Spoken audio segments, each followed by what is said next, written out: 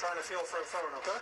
I'm not touching your other one you've thrown up on. Now go get some gloves and we'll dig out his phone. Yes, Sam. Okay. You get... Walking your wear, smooth moves. Say game time.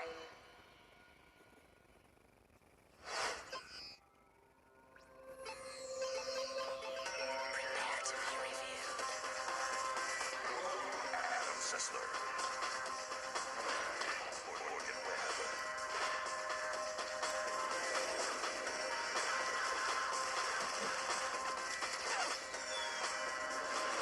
This is xplay. Hello and welcome to xplay, gaming's answer to the Promise Keepers. Today we take a very special look at some of the trippiest moments in gaming. Because, as anyone who's played Loco Roco knows, mind-altering substances are vital to making a good PSP game.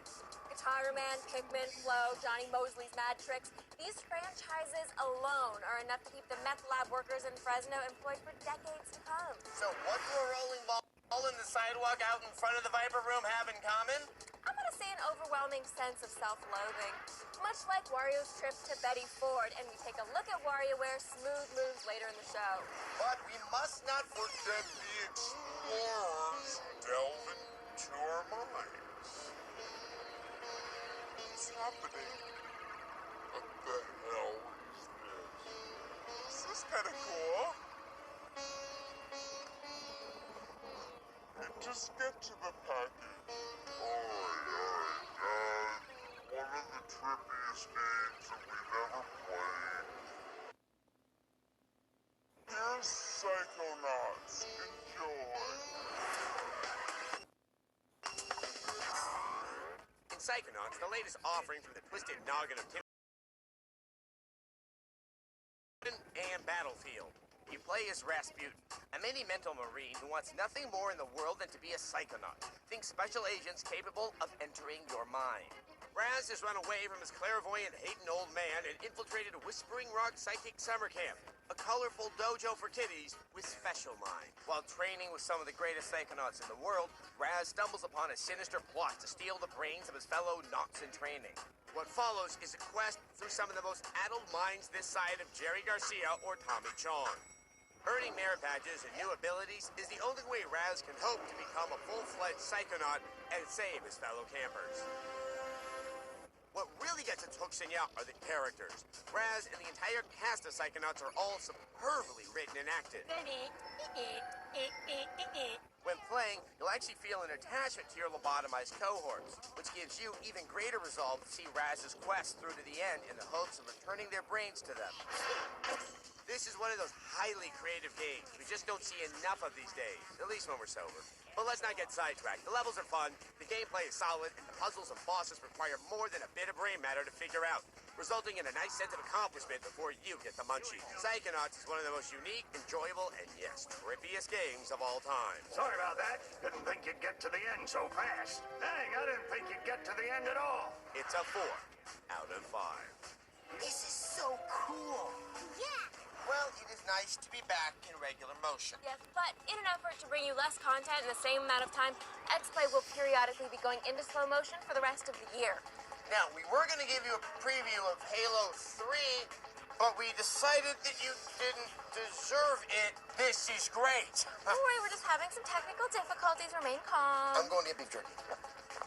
It is I, Shad Grim Gravy, with a cautionary tale. Winning vines of toxic smoke, shimmering green leaves of narcotic slavery. Speak thy name, villain. Giggling green. Lazy lettuce. El Momo. Follow me as I enter into the Paralympic regions of the developers' cerebellum. Let us permeate our first game that the aromatic green angel has made. Raz, the very word embodies the smoke fatigue exhalation of language itself.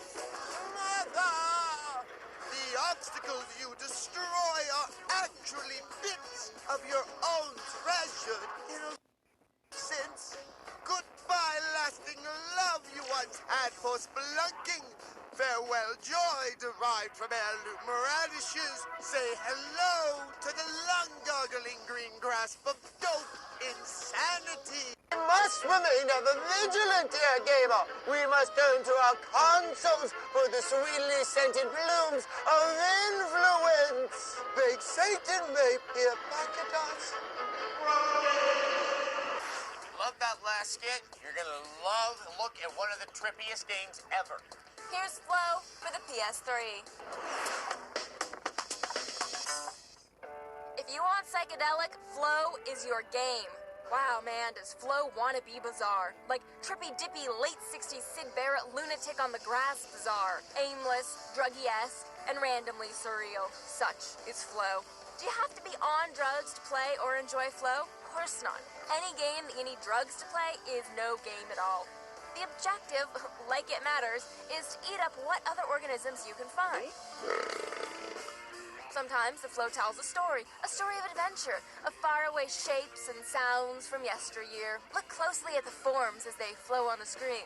They may be trying to tell you something, or not. By the way, the game is incredibly easy to figure out and play. On top of that, you can't die. You just flow. There's basically not a big challenge to Flow, but hey man, Flow looks groovy, and it's only $8. Well, is Flow worth $8? You tell me, man. You tell me.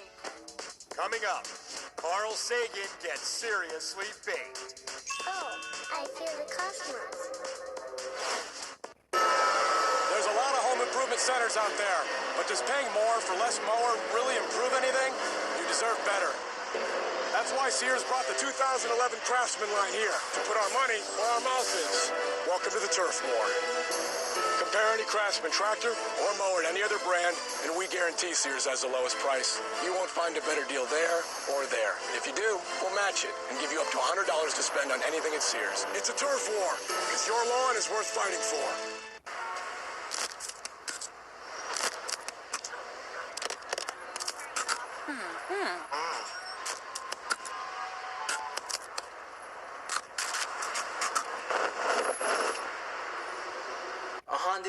kilos. For this cop, there's only one way to protect and serve. You gotta do whatever you gotta do. Ray Liotta in Street Kings 2 on Blu-ray and DVD. Think you're stuck paying high auto insurance rates because of your driving record? Then now is the time to change the game. Just go to thegeneral.com or call us for a super fast quote. All it takes is a couple of minutes. You'll get a... Special correspondents Adam Sessler and Morgan Webb, live from Baghdad. Adam, Morgan, is it true Al Zarqawi has an advanced copy of Grand Theft Auto 4? We're on the xplay set. Interesting. Did you actually see Senator Obama stab Senator Clinton with a Wii controller? Doesn't really matter what I say, does it? That's an excellent point. Help! We are trapped in some dream reality like J-Lo in The Cell. That movie sucked. This just in, Japanese game developers are using decorative water pipes. To learn more, we're going to go live to the Katamari Damacy review, already in progress. Katamari Damacy will eat your face.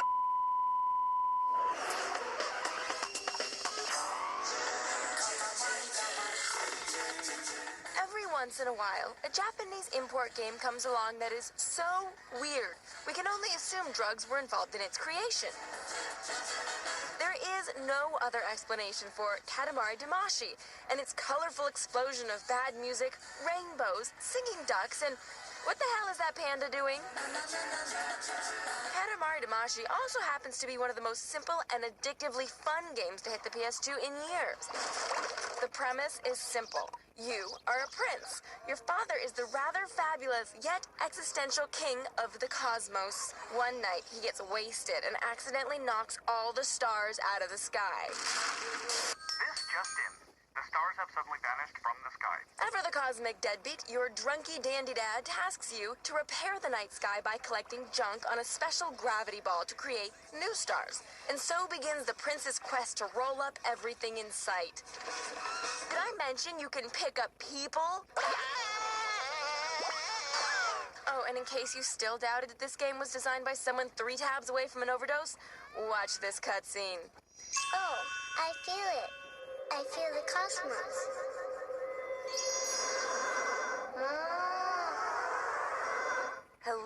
she's tripping and going into a K-hole simultaneously. So yummy. Impressive is the game's ever-changing sense of scale. As the ball grows, the camera seamlessly pulls out, and you'll be able to pick up larger objects. Sure, the visuals are simplistic, but the technical limitations let Get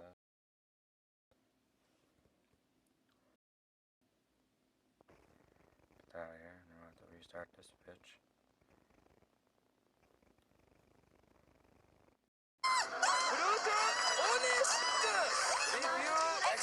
xplay はみんなのためのとっても楽しいショーです。レビューも全部本当だよ。 This just in, xplay has gone completely insane. The following clip may disturb you. Pregnant children and small women should leave the room. I'm Kratos. I'm Aphrodite. Nice to meet you. Nice to meet you. Welcome to my chariot. Thank you. You ready to go? Yeah. Let's go. Okay. What is your most kinkiest experience that you've ever had? Roman orgy. You? I'm having sex with everyone in the world right now. Awesome. What do you? Oh my God! Oh man, I am so sorry. You know, well, my job entails me to keep in shape, usually by decapitation or tearing off wings off the occasional heartbeat. No, wait. I got the head in one hand, I got the body in the other hand. I'm thinking twofer. Twofer, right? So I take the head, stick it right up my ass. The snakes are going crazy. I take the turn it around, stick my right up her, and the starts shaking, saying instant twofer one. And check it out. I got pictures of it on my phone. Oh my God! What the is wrong with Wait, you? no, wait, where are you going? No, wait, no, but you seem like such a dirty chick. Unemployed ninja.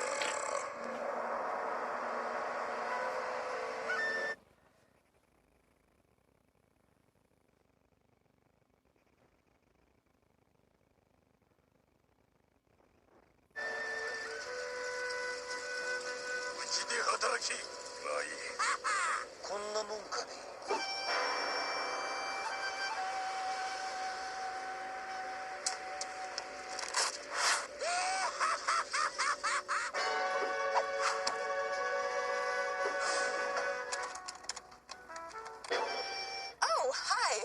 I'm Billy Joe Tasker. I'm here to help you with your employment needs. Okay, great. Well, let's have a look at your qualifications. You're proficient in Cloak of Shadows, Silent Kill. Let's try General Janitorial. Here's the address. Have a great day.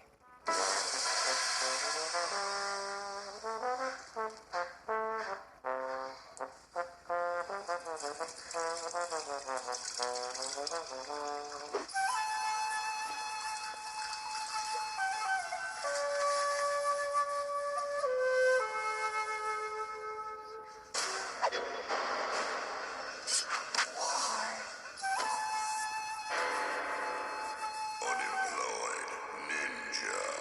Wario bakes some mini games and pudding comes to life. These games are totally trippy, man.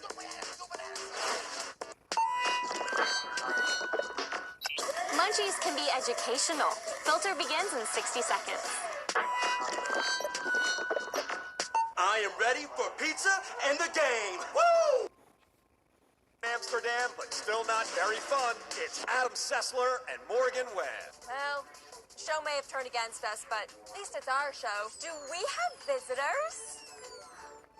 Are you guys here to watch us shoot the best darn show we've ever done?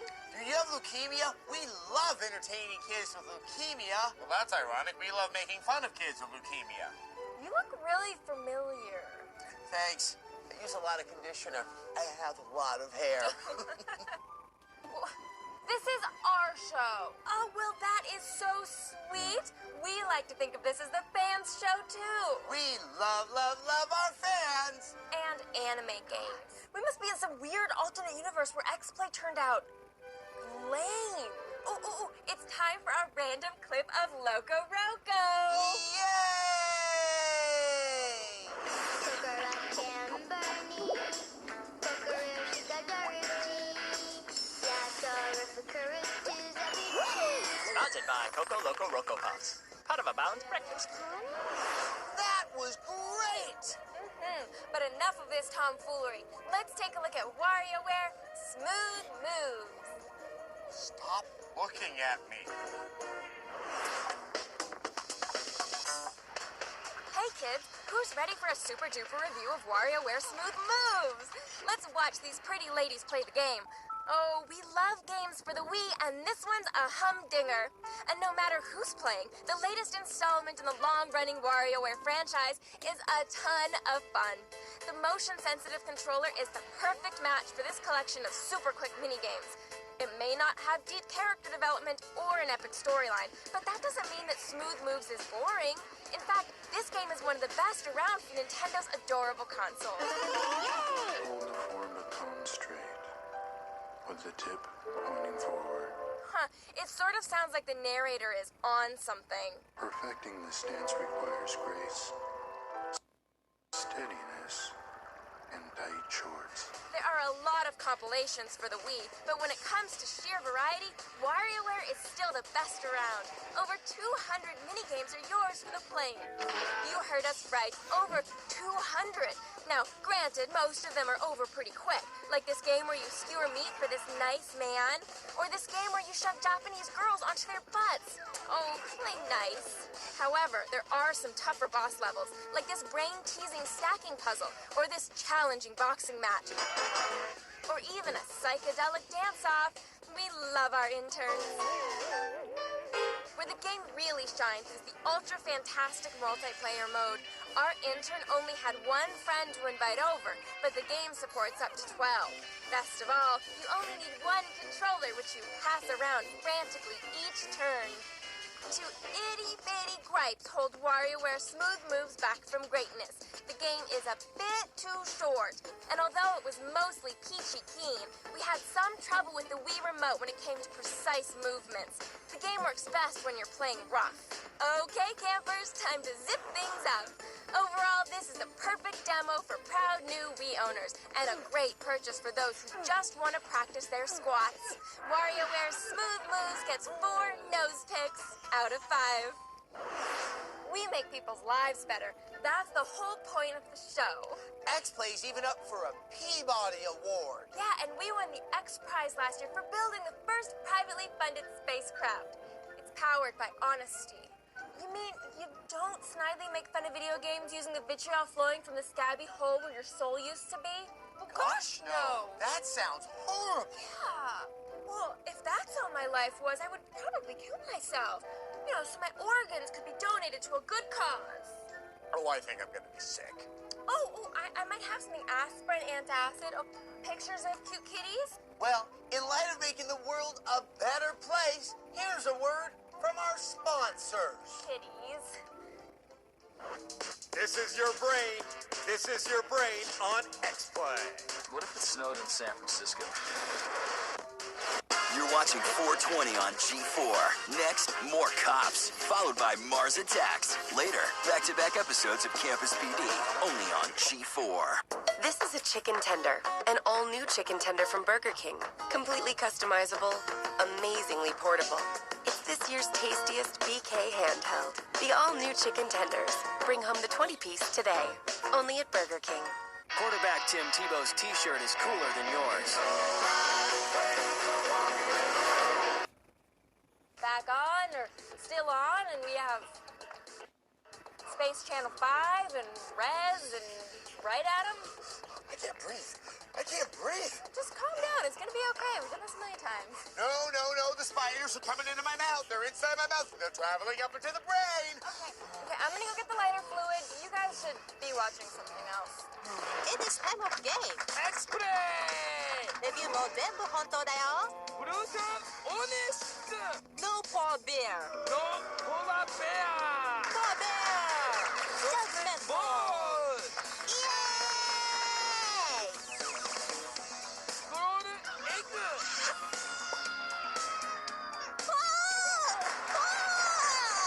It is time of game.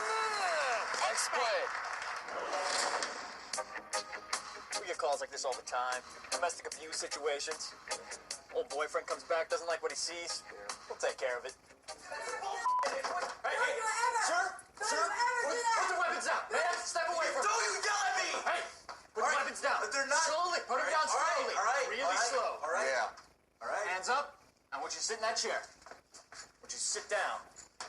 Zelda of Hyrule? Yes. This is the man that's bothering you and your boyfriend? Yeah, that's right. He came in all crazy, like waving them swords around. Who is this guy? Sir, are you all right? Are you hurt? He hit me. Oh my God! Sir, I did not. sir, I did it. I sir. didn't hit him. He hit me. Hands up. This is my home. Put your hands on your head right now, or I will put a hole in you. I swear to God. Yeah. This is bull. Zelda, you tell him, Zelda. Oh, what's this? What's this? What do we got that's here? Not mine. Oh, that's not this mine. Isn't yours? Then whose That's is it? not mine. He gave it to me. It's his. Whoa, stop right there. Where are you going? Sights? Get on that. Don't. Hey, don't. Hey, this is brutality. No. Sights. I got my handcuffs. We're going downtown now. Yeah, that's right, Kratos. You're going to jail. I'm sorry, No, Zelda. man, don't take him anywhere. Baby. No. You, baby. No, man, I love you. Zelda. Baby. Kratos, I'm having your baby. I'm gonna be a daddy. Where the hell is our helper monkey? I don't feel so good. Yeah, I think something's affecting our perceptions. All the balls on the floor look like people. I think they're telling me to kill everyone in the building. Now for a special report, here's field correspondent Sledge Rider. Sledge Rider's not here anymore, Morgan. It's been one hell of a show. Clearly, someone's been smoking human flesh. Okay, see you next episode. Didn't anyone tell you? X-Play was canceled over 30 years ago.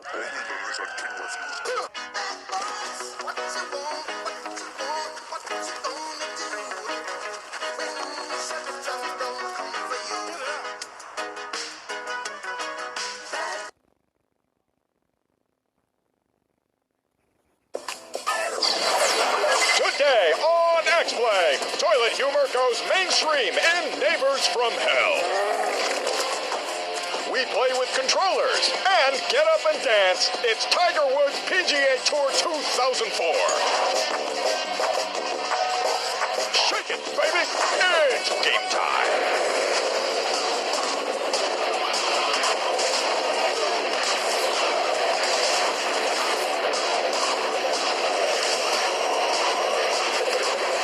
Please welcome two people who have been tagged and released into the wild.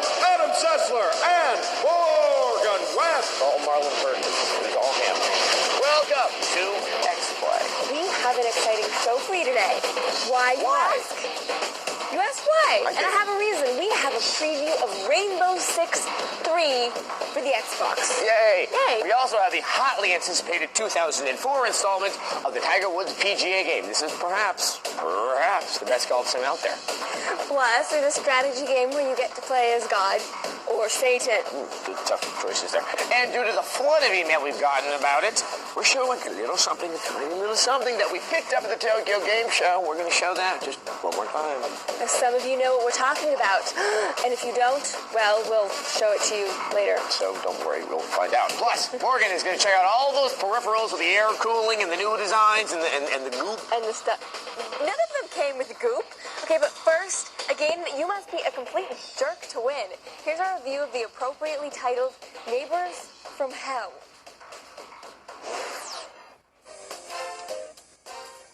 Neighbors from Hell is a mean-spirited puzzle game that is bizarrely presented in the format of a situation comedy. You enter the neighbor's house, greet your adoring fans in the audience, then go from room to room setting up practical jokes, booby-trapping the neighbor's belongings, and committing random acts of vandalism. The game itself is simple and played with only the mouse. You search for and explore clickable points, and use the items you find in combination with the environment to create misery and havoc. Here, I'm taking an egg from the fridge and stick it in the microwave to create a terrible mess.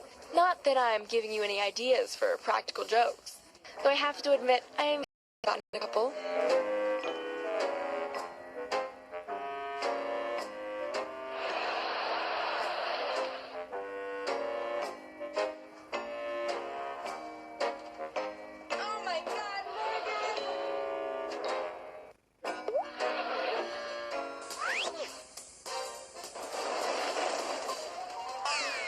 maybe it's funnier in the game. You need to set these tricks up while your neighbor is not in the room. If he catches you, he'll, not surprisingly, beat the living crap out of you. You can't really blame him. You kind of deserve it. The challenge lies in finding the best order for your pranks, because your ratings go up if he runs into several tricks in a row. Since you know putting laxative in his beer is going to send him bolting for the crapper, why not take the opportunity to get his toilet nice and clogged? Despite the hilarity of replacing someone's candy with toxic bath beads, there are some problems with the game. The neighbor's routine can be overly predictable, and there's often only one right way to solve the levels. And the game is short. If it lasts you more than half a day, you're in luck. Since you're under pressure to constantly lay the next trick and get out of the room, you'll rarely have a chance to see the satisfying results of your labors. Isn't this the whole point of the game? You can set the camera to scroll to the action each time your neighbor falls into a trap, but when you're timing your actions to the second, there's often no time to revel in his misery. Neighbors from Hell definitely has some challenging puzzle-solving action. But its galling brevity combined with the inability to actually watch the results of your tricks make it a one-shot deal at best, with little replay value, except perhaps in real life. We give Neighbors from Hell a tricksy 2 out of 5. I actually enjoyed Neighbors from Hell. Well, it's kind of, I mean, it's really short. It's really short, but it's kind of fun, and I didn't find it so mean-spirited because it's cartoon people. I did feel kind of bad for the neighbor. He just seemed like some poor, nice, old, lonely man, and you're breaking into his house and destroying everything he holds dear. Well, he's alone, so he must have done something wrong. Oh, that's right. Of course, Morgan must have liked the game because you routinely hit me, torture me, hurt me, wound me on television. So, of course, this is it. Hey. Okay, speaking of hell, our next game is called Heaven and Hell. That is the worst transition ever. Don't make me hit you again. Okay, so it's a strategy game where you play a good or evil god. Kind of like Populous or Black and White or even Pikmin. Only those games are much better. Here's our review of Heaven and Hell. I'm a god. I'm a god. You tiny dudes are dead. I float weightlessly above you, angry, disdainful of all your pathetic acts. Beware my wrath, worthless refuse of my making. Driving Jesuits. What happened? Am I supposed to feel all-powerful over this ant farm? Heaven and Hell, Live and Let Die, has very little to do with anything in its title. It should be called Tiny Clunky Light-Colored Dudes Commingling with Little Clunky Tabasco-Colored Guys. As the Celestial CEO, you'll appoint an ambassador of your vision to roam around a mind-numbingly boring game space bringing religion to the masses. Yes, sir. Which, as history tells us, leads to nothing but trouble. In the gamer's case, this will only lead to tedium. Conversion is based on a series of very simple routines. You blow into town, cast a vision of an angel, follow it up with a scoop of rainbow, and then preach to them until they're buying whatever it is that you're selling. Should you decide to play a nice deity, your sermon-slinging prophet's name is Baptismon. Baptismon is a lousy name for a prophet. I'm sorry. His evil counterpart is Baptismael, the Baptist. Yes, that too is a lame name, with very little divine intervention in the imagination department. Other prophets spring to your side in later levels. Their unique contributions are hard to see. Hey, what's going on down there? The Enforcer class is known as Beat Up Oban.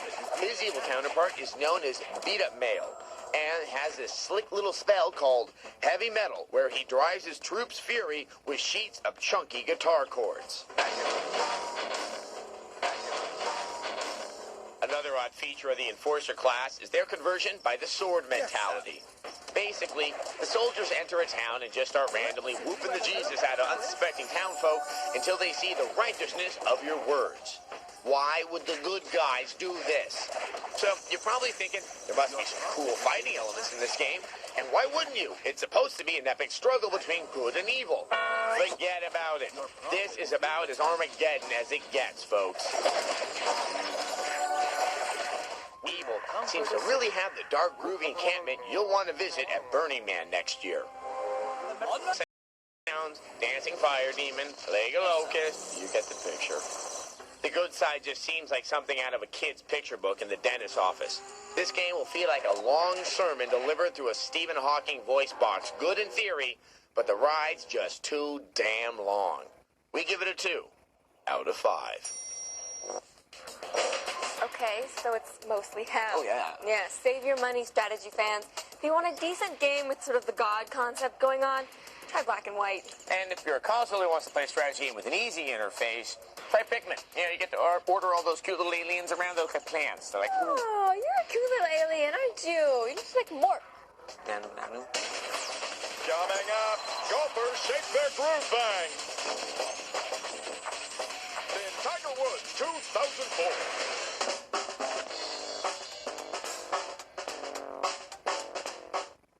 And now it's another Get Into Gear giveaway clue to win a 2004 BMW Z4 plus cool daily prizes. Leo Laporte here. Louis-Jacques Mondet Daguerre was the inventor of the first practical process of photography. That's the clue. Now log on to techtv.com/getintogear and take the Get Into Gear quiz. And keep watching Tech TV weeknights anytime between 7 p.m. and 1 a.m. Eastern until October 31st for more clues and more chances to win. It's Tech TV's Get Into Gear giveaway, brought to you by RCA. Here they are, Miss America, Adam Sessler, and Morgan Webb. Yeah, we're like the Voltron Lions. You know, we come together to form one beauty queen. Like Master Blaster! With a Manitou. Okay, we're nerds. We're back. And we have a golf sim. Yes, it's Tiger Woods PGA Tour 2004. That's this year, and it's from EA Sports. Ah! Look at that. He's looking at me. Too intently. It's like he's going to come and mess up my hotel room. Okay, the 2001 installment of this series became the first golf game to use the analog stick to control the swing of your club. Genre-defining. Yes, it was. But this 2004 game, it has Cedric the Entertainer in it, which is kind of like an analog swing, except it has nothing to do with it at all. Oh, God. Here's our review of Tiger Woods PGA Tour 2004. Tiger Woods PGA Tour 2004 is not your granddaddy's golf game. Sure, it has some of the frustrations related to real-life golf there. But this golf game is all about attitude, style, and such a wide assortment of addictive features. You will want to kiss Mario and his Toadstool Tour goodbye. Nice shot.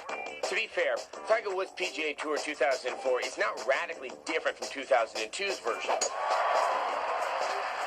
Both include many of the same modes and feature a near-identical swing system, which involves quickly flicking the analog stick back and forth to simulate the natural stroke of a real club. PGA Tour 2004 differs from previous installments in the sheer number of options offered to you.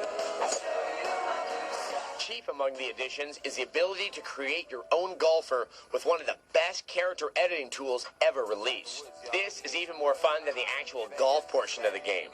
It's sort of like Barbie Golf Edition. I didn't even know there were this many hairstyles. Shall we go with the loose ponytail? Oh yes, that's the look of a pro golfer. We can also adjust the distance between the eyes, the shape of the brows, the size of noses, jaw length, and even the gap between the teeth. Players can also customize different animations for swinging the club or celebrating. The character models look great too, and while their faces may have had one too many Botox injections, they'll pump fists, wave their clubs, break dance, and perform other silky smooth moves that inject some much-needed personality into what is traditionally a stuffy sport. 1, 2, From the moment DMX's Party Up plays in the background, you'll be partying up on the fairway. The action is fast. The commentary is ripe with dry humor. You'd probably say that flat out sucked. And the desire to personalize your character is too good to pass up. Though the game hasn't changed that dramatically, Tiger Woods PGA Tour 2004 marks the first significant upgrade to the series since it moved to an analog-based swing system. With a staggering amount of courses and ways to play, this game won't need to switch drivers to get more distance. We give it a 4 out of 5. On the hole for a nice birdie there. He's so dreamy. Huh? Okay, this is a great golf game. But, okay, if you want something a little less sim-like and a little less serious, try Mario Golf, Toadstool Tour, or Hot Shots Golf 3. Yeah, once again, this game is proving that you just can't go too wrong with an EA Sports title unless it's Triple Play Baseball 2001. I'm never going to give up on that. All right, now we'll be back with that special footage we promised you at the top of the show. You feel the magic? Up next, Morgan deals with her control issues. Win a BMW Z4. Tech TV's Get Into Gear giveaway. It's on now. Soylent Green is Adam Setzler and Morgan Webb. Okay. Welcome back. You know what pisses me off? Whoa, what? Okay, well, sometimes the announcer. But it really pisses me off when people try and sell you just crap. This is a rather strong position to take at the start of the block. Are we talking about, like, novelty dog crap? You know, poop in the hand? No, I'm talking about, like, the crap that you don't need or the stuff that doesn't work right. Like all those third-party controllers. They're almost all lame and they never work right. And they always try and convince you that, oh, they're better than the controllers from the company that you got for free already. But meanwhile, you spent, like, $25 on just plastic crap. You got anger. I know. I'm cheap, basically. But I had anger, and I took care of my problem. Watch this.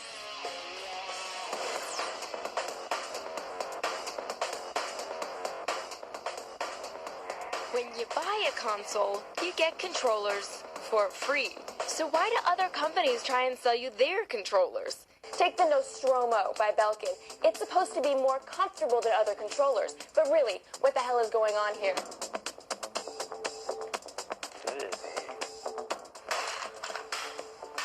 Do you get really excited when you're playing a game? Yeah, can't sit still, can you? Another reason to get a third-party controller is to cut the cord and go wireless. This is the Predator wireless controller for the PS2. The R and L buttons are in a weird position, and it's big for a PlayStation controller. And no one ever takes connection loss as the reason you're getting your ass beat at Soul Calibur. Dude, you suck! It's the controller. Are you sure? Are you sure it's not that you just suck? I said no mercy! Can we shoot this? Yes, we can.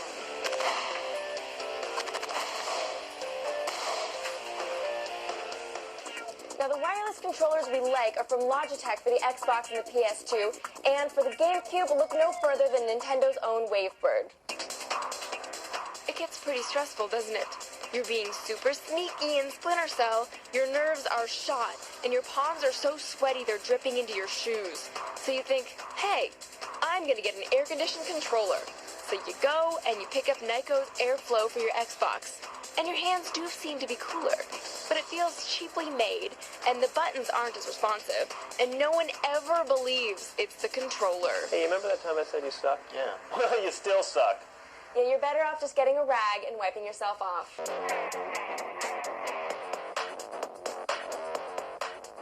We did, however, notice that the holes in the airflow make it easier to stuff with explosives.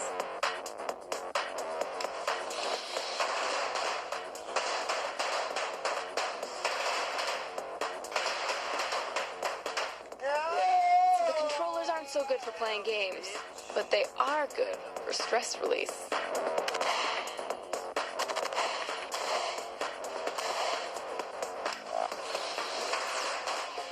Better.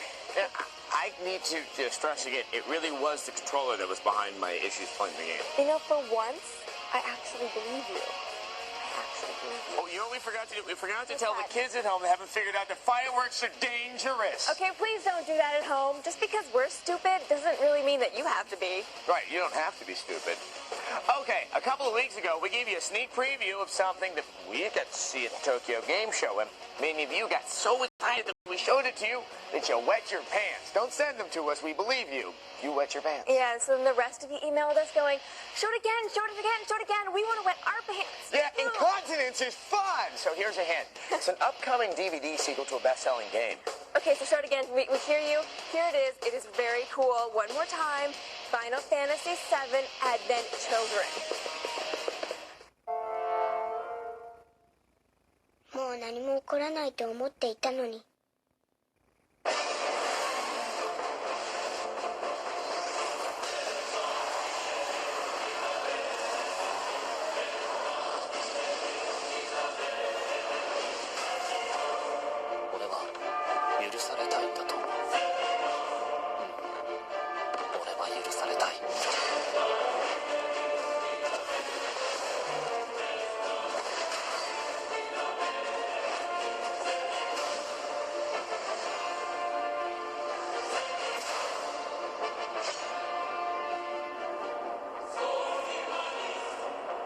分まで生きよう。そう決めたんだけど。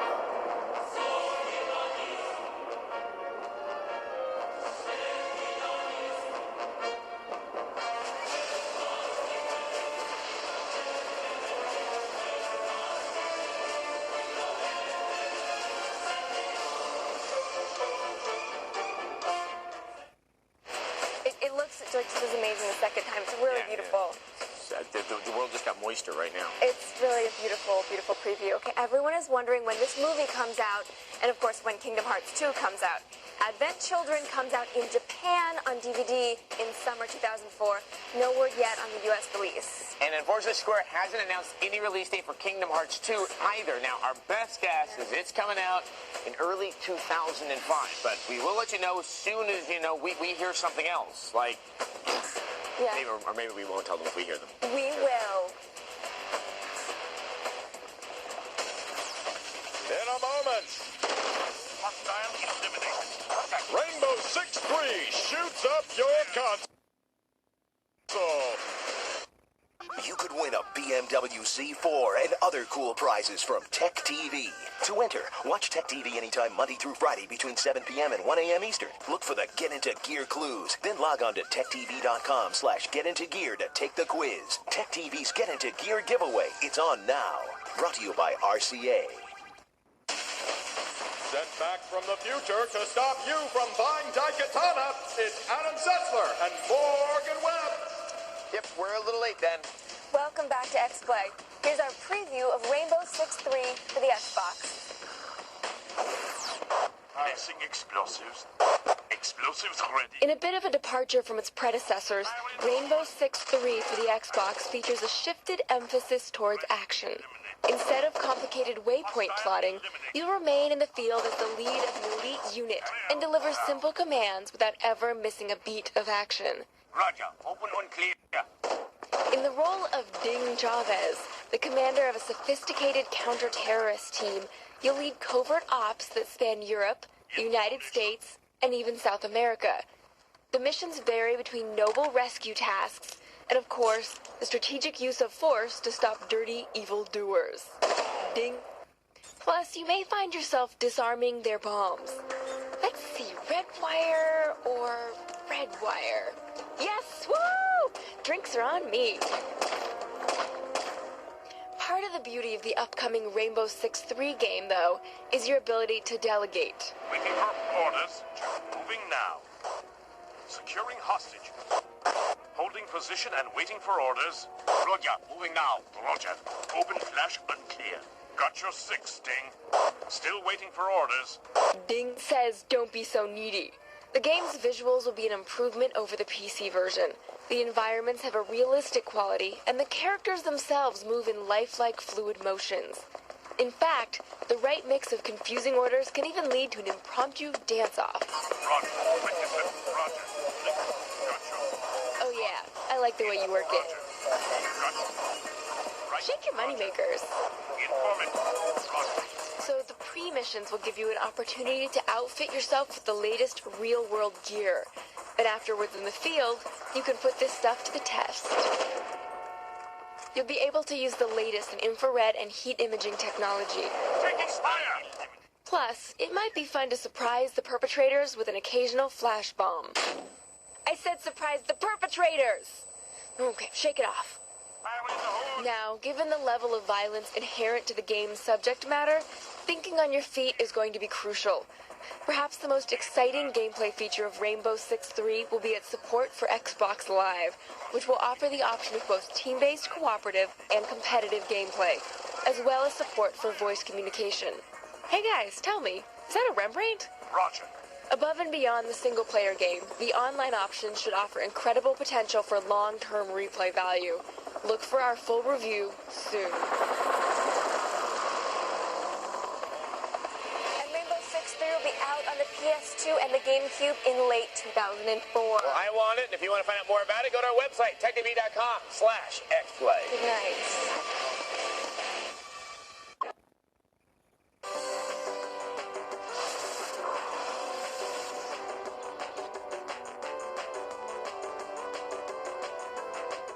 Warnings on action block. Blast. It's a fight to the finish with Kaiju Big Battle, This is it! Belly to belly suplex! Beedemon, and Beast Wars. Maximize! Action Blast. Mornings at 8, only on G4. Today on xplay. It's the 63rd most glamorous night of the year. There goes! As xplay presents its awards for the best games of the year. Polish your statuettes. It's game time.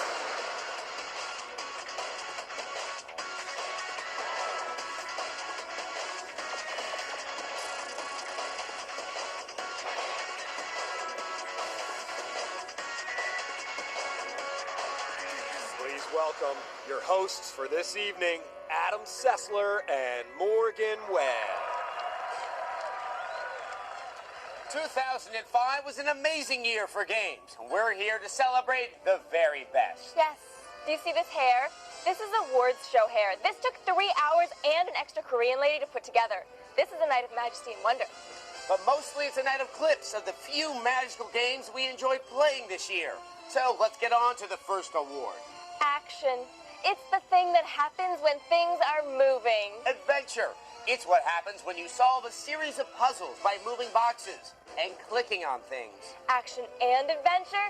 That's what happens when someone has the poor judgment to get in the way of Chuck Norris. It's also our first category. Here are the nominees for Best Action Adventure Game. The nominees for Best Action Adventure Game are God of War, Resident Evil 4, Shadow of the Colossus, The Legend of Zelda: The Minish Cap, Castlevania: Dawn of Sorrow. And the winner is Resident Evil 4. When we first heard Resident Evil 4 would be 100% zombie-free, we didn't know what to think. But once we got our hands on it, it was love at first fight. By adding quick-time events and blockbuster action set pieces, this title transforms the long-running survival horror series into the action powerhouse it was destined to be. Now that's an action game. As if that weren't enough, the tender relationship between Leon and Lewis makes this the Brokeback Mountain of action games. A little rough, don't you think? Aw, you too. You know, I didn't think that they could pull off a zombie-free Resident Evil, but this game proved that nothing is scarier than the Spanish. They were so much faster than zombies, it was almost like they were racing. Is that the best segue you could come up with? Yeah, we couldn't afford to get Bruce Valanche to punch up the script this year. Fat gay guys are surprisingly expensive. Luckily, we did find a bisexual with a thyroid disorder who was willing to work for used N-Gage games. You want to know what fat gay guys love? Speed. The rush as you turn a corner. The satisfaction of jackknifing a semi. Truly, racing games are one of the types of games that people play. Here are the nominees for Best Racing Game. The nominees for Best Racing Game are Forza Motorsport, Burnout Revenge, Mario Kart DS, Project Gotham Racing 3, Gran Turismo 4. And the winner is Mario Kart DS. Mario is known to have a whimsical love for a variety of zany sports. But if there is just one that pudgy plumber happens to excel at, it's definitely racing. Sure, Mario Kart DS may not be the best looking racer, but this is by far the prime example of how good gameplay is far superior to good graphics. Thanks to the inclusion of Nintendo's Wi-Fi capabilities, the Mario Kart series has gained new luster by its Nintendo DS installment and speeds into first place.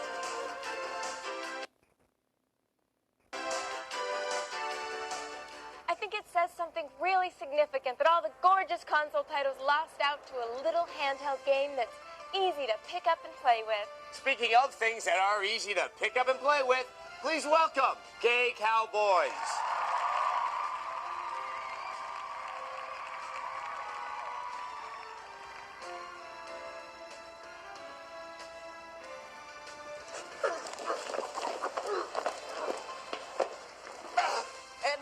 nominees for Best Fighting Game are... I wish I knew how to quit you! The nominees for the Best Fighting Game are Soul Calibur 3, Dead or Alive 4, Tekken 5, Darkstalkers Chronicle The Chaos Tower, WWE SmackDown vs. Raw 2006. And the award goes to Dead or Alive 4. It's good to see one of the next-gen games finally living up to its promises. Team Ninja revitalizes the series by rebuilding the counter system from the ground up, tweaking existing characters, and adding in new content that's not merely a rehash of previous installments. From the destructible environment to the cherry blossoms floating through the air, DOA 4 leaps beyond previous graphical benchmarks. Add in Xbox 360's online component, and you have the best fighting game of the year. Winner!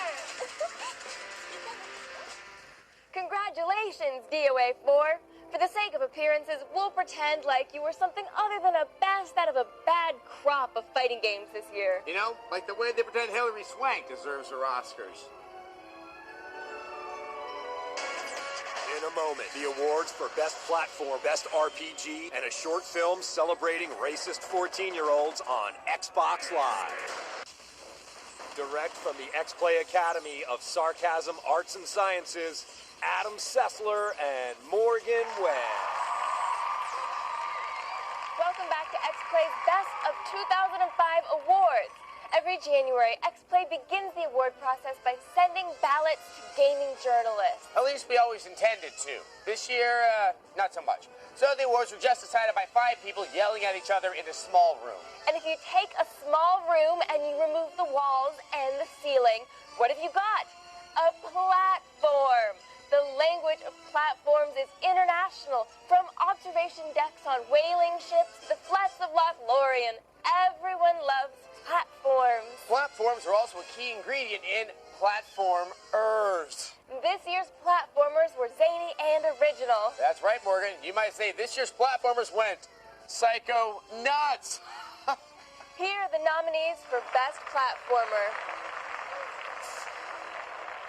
The nominees for Best Platformer are Sonic Rush, Kirby Canvas Curse, Sly 3 Honor Among Thieves, Psychonauts, Lego Star Wars.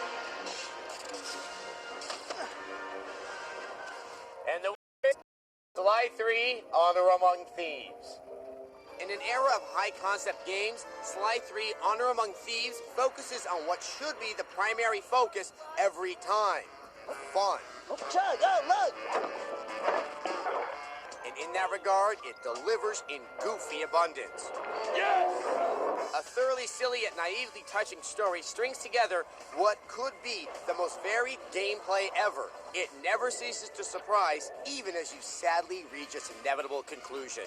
This may be the gang's swan song, but it just whets the appetite for what's to come. Yes! The Cooper Gang rules the roost. Games allow us to travel the world from the comfort and emotional trauma of our own homes. And no genre allows us to play more roles than the role-playing game. Here to present the award for Best RPG, please welcome Patrick Stewart and Magneto.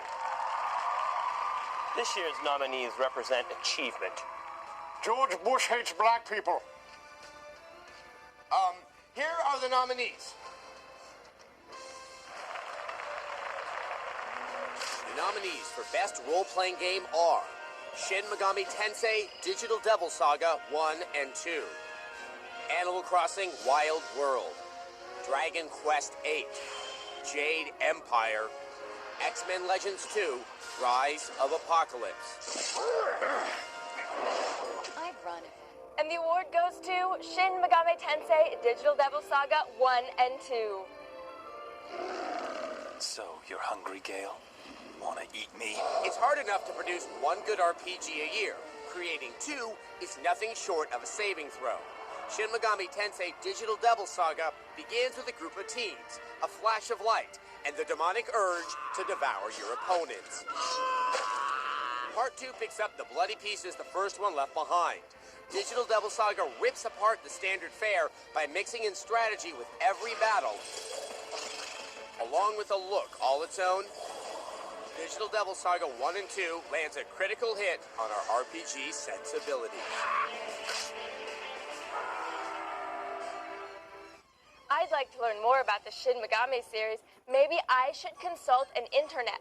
Well, Morgan, while you're on that information superhighway, you might want to play a game. Oh. Online. Yes, the internet has revolutionized the way we play games. It used to be if you wanted to listen to offensive comments while you played an FPS, you had to own a laptop or live in rural western Kentucky. But thanks to the internet, at this very moment, thousands of teens are in Xbox Live lobbies, calling each other homos. Thank you, internet, for giving new life to hate speech. Here are the nominees for Best Online Game. The nominees for Best Online Game are Guild Wars, Battlefield 2, Mario Kart DS, Perfect Dark Zero, City of Villains. And the winner is Battlefield 2. The idea is simple. Let people do what they want. That simple idea, which made the first Battlefield a bestseller, is back in Battlefield 2. It takes more than a fresh coat of paint to get you and 63 of your closest enemies to play online for hours at a time. Battlefield 2 lets you pick your role in this worldwide war while making every battle completely different from the next. War isn't hell. It's our online game of the year. Noob Killer 55404 couldn't be here to accept for Battlefield 2 because he's currently respawning, so we accept on his behalf. Well, since it's a shooter, we could accept it on his behalf live. I want to die.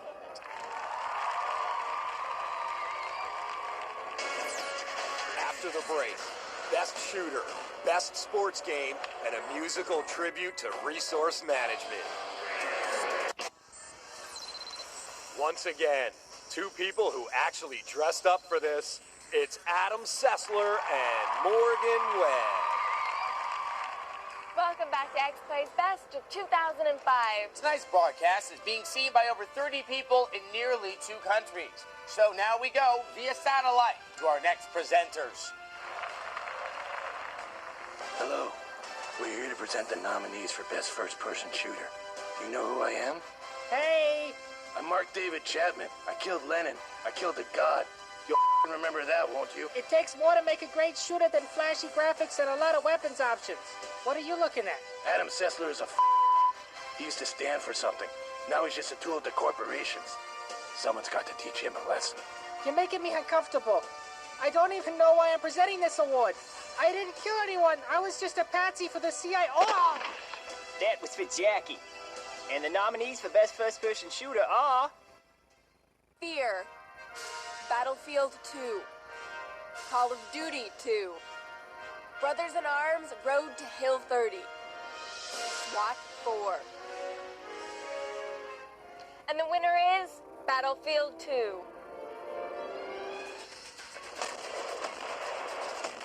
Like all good sequels, Battlefield 2 takes everything that was great about the original and brings it into the modern era.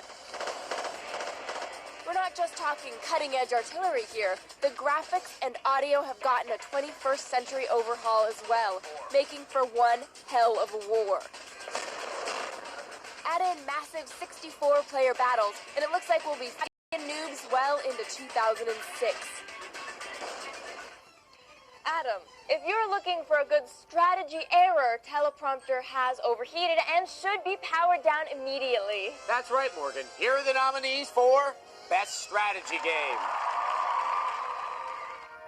And the nominees for Best Strategy Game are Civilization 4, Advance Wars Dual Strike, Luminous, Age of Empires 3, Rome Total War Barbarian Invasion. And the winner is Civilization 4. Sid Meier, you genius bastard. You've given us a game so addictive, Velvet Revolver Scott Weiland is banned from going anywhere near it. In this fourth Civilization turn-baser, Civilization comes alive as only a gamer could make it come alive, using everything from religion to farming to bloodshed to the Khan family to whatever seeps out of your lazy brains. Building up and bringing down world borders has never been so much fun. And with the addition of the king, you can indeed build this civilization on rock and roll. What puts this one over the top is two words: Leonard Nimoy. Give a man a fish, and you feed him for a day. Sure, Spock, but give him Civilization 4, and he'll never leave his computer again. You know that Otto von Bismarck is quite a sport. Funny you should mention sports, Adam. Games about sports exist, and those games are a ball. Here are the nominees for Best Sports Game. And the nominees for Best Sports Game are World Soccer Winning 11 8 International, NBA Street V3, Fight Night Round 2, MVP Baseball 2005, NBA 2K6. It looked like he should have never taken that. And the winner is MVP Baseball 2005. Baseball. Some senior citizens call it our national pastime. What with its drug-riddled teams, egomaniacal owners, greedy players, and fair-weather fans, how can we not call MVP Baseball 2005 the best sports game of the year? Better pitching, better hitting, a deeper owner's mode, and all the players that will eventually break your hearts. Heck, if Jason Giambi can win Comeback Player of the Year, why can't MVP Baseball 2005 be the sports game of the year? Well, it is Game of the Year, and we're proud to say so. Welcome back, baseball. We forgive you this time, and we look forward to you breaking our hearts real soon. That's what baseball's really about. Yes, marriage is pastime, alcoholism, and boredom. And human growth hormone. When we return, it's Best Original Game and the coveted statuette for Game of the Year. Screw the Tonys. It's Adam Sessler and Morgan Webb. To present our next award, please welcome Drunk Link and the Merchant from Resident Evil 4. I can barely remember back when I was an original character. Is that old stranger? Who you calling stranger? What are you doing? Here are the nominees for Best Original Game.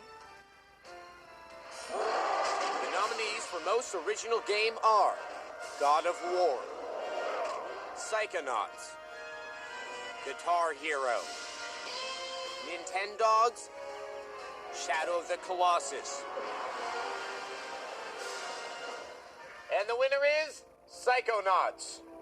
My name starts with a D. Is Rasputin. Calling Psychonauts original is selling the game a little short. From the moment it begins, there's very little that feels familiar. A super surrealistic art style that evokes Chuck Jones on mescaline. Yes, it's a platformer, but its execution sure doesn't evoke Mario or Ratchet. In fact, there's nothing like its gameplay. It's nothing short of criminal that the game didn't receive the attention it deserved, but that makes it no less original, and no less deserving of another attempt to jump back into a new version of Tim Schafer's Malevolent Psyche. This brings us to the highlight of our evening, the greatest honor xplay can bestow, Game of the Year. Tonight, we are here to award those games which have climbed to the highest heights of video game highitude. These are the nominees for Game of the Year. The nominees for Best Game of 2005 are God of War, The gods came to me, told me their champion would come and rescue us from the Hydra. Battlefield 2,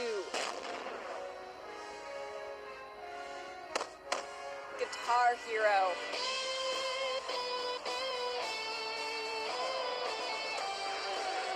Resident Evil 4, Shadow of the Colossus.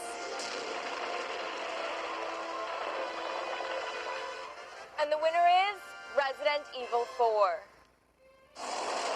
Bursting forth like Athena from Zeus's brow. Resident Evil 4 didn't just revitalize the series, it changed gaming as we know it.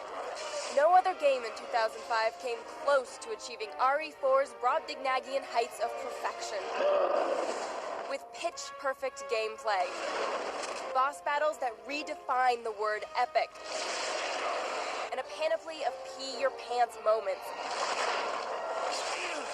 Resident Evil 4 stands as a shining example of what video games can and should be.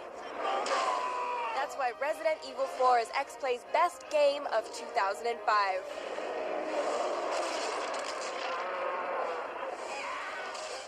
Accepting on behalf of Resident Evil 4 is the merchant from Resident Evil 4. Thank you. What are you buying? What are you selling?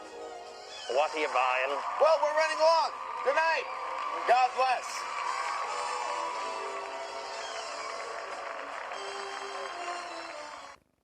Every weeknight at midnight, this parade of deplorable shows begins. Do not watch Barbed Wire Biscuit. Take Brainiac. Basically, a science fair run by perverted delinquents. Or Happy Tree Friends and Friends. Murder and mayhem disguised as cartoons. Repulsive. And it only gets worse. Do not watch Barbed Wire Biscuit tonight at midnight on G4.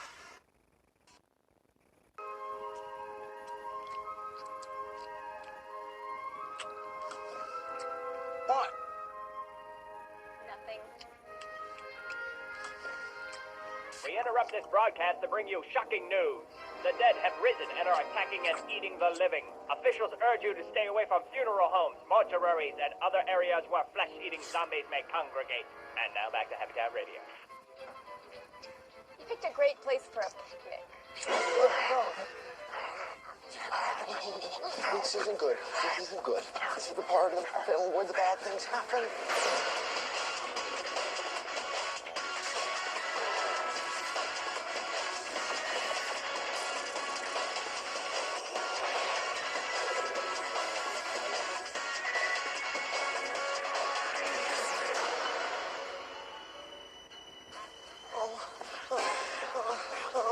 Did you know this was going to be a special zombie episode? No, did you? No!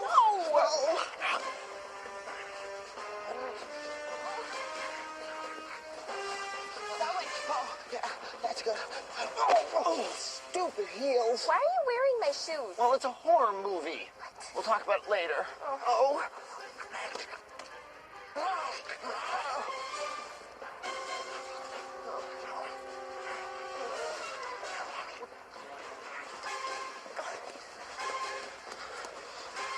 I think we lost him. What's happening? Why is that thing chasing us? They say when there's no more room in hell, the dead will walk. Ooh, candy! Don't eat that. That's the mint of the dead.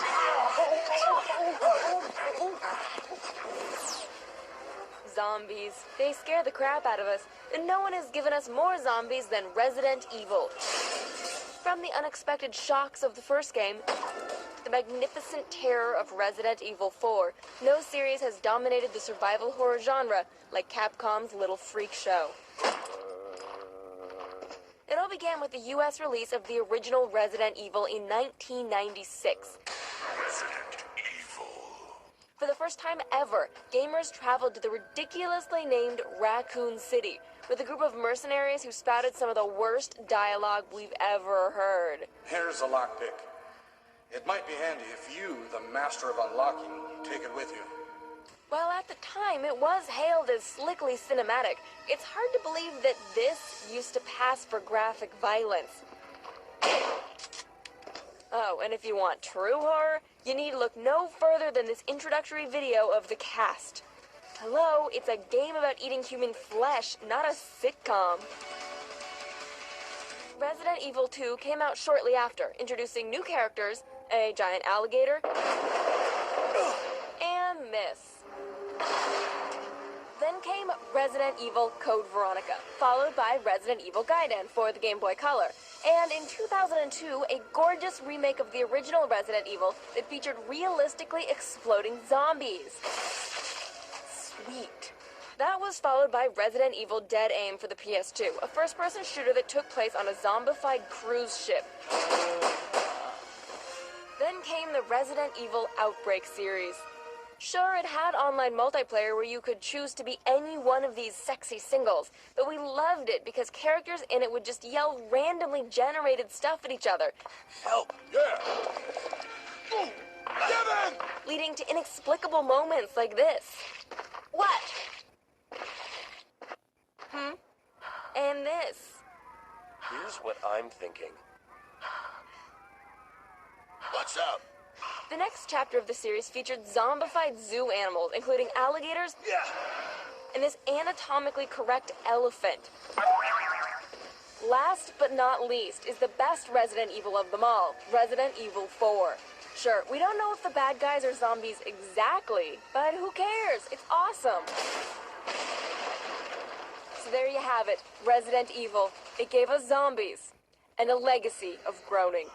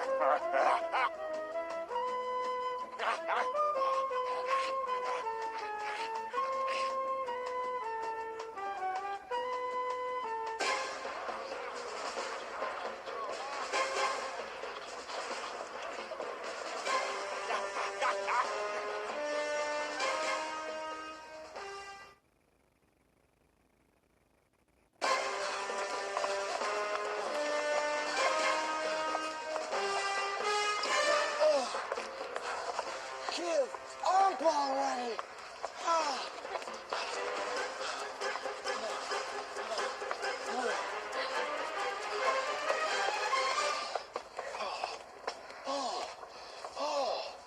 Where are we? No. Adam, Morgan, you're alive!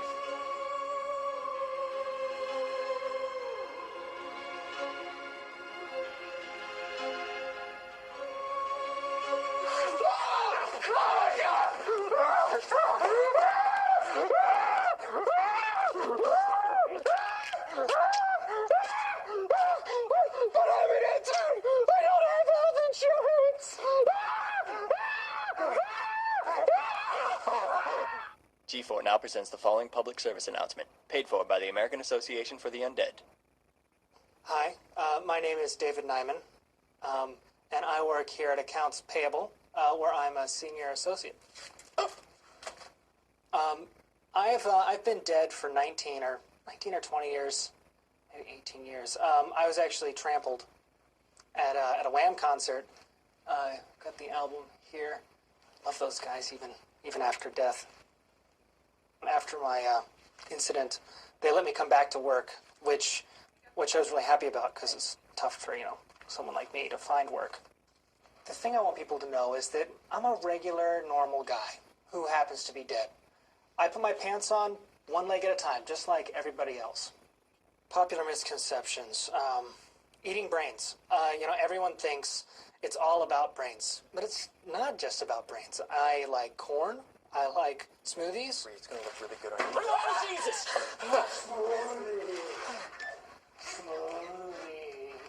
I want to be treated with dignity and with respect, just like anybody would. Is there a piece of my face falling off? Gross.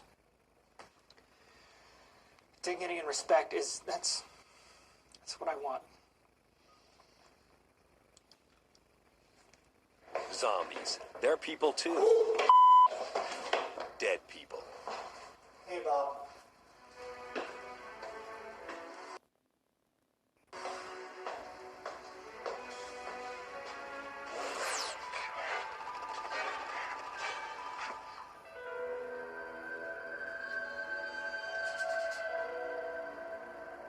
Ew. Do you smells like death in here. Actually, I think that's him. Sorry, I'm plus 16 funk. Also, I peed myself a little. Even in the apocalypse, I can't get away from the fanboys. Here, take this. You'll need it. Exactly what are you doing here? How did you survive? I was at the D&D convention when those things attacked. I just finished buying a bronze codpiece and they swarmed us. All I could hear was that terrible high-pitched scream. Blood and pewter dragon figurines everywhere. The thing about a nerd's eyes is they're black, like a doll's. When a zombie bites them, they roll back in their head. This is so not your show. Do you think those things can get in here? Please. Zombies don't have the mental acuity to work locks. They have the minds of children. A yo-yo! Woo. Doomed.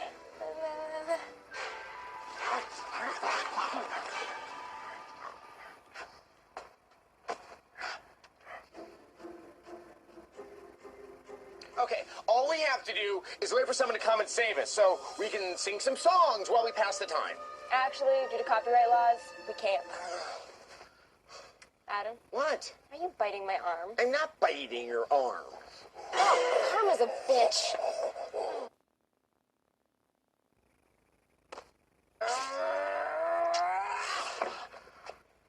Hey, Morgan, I killed one of those zombie nerds.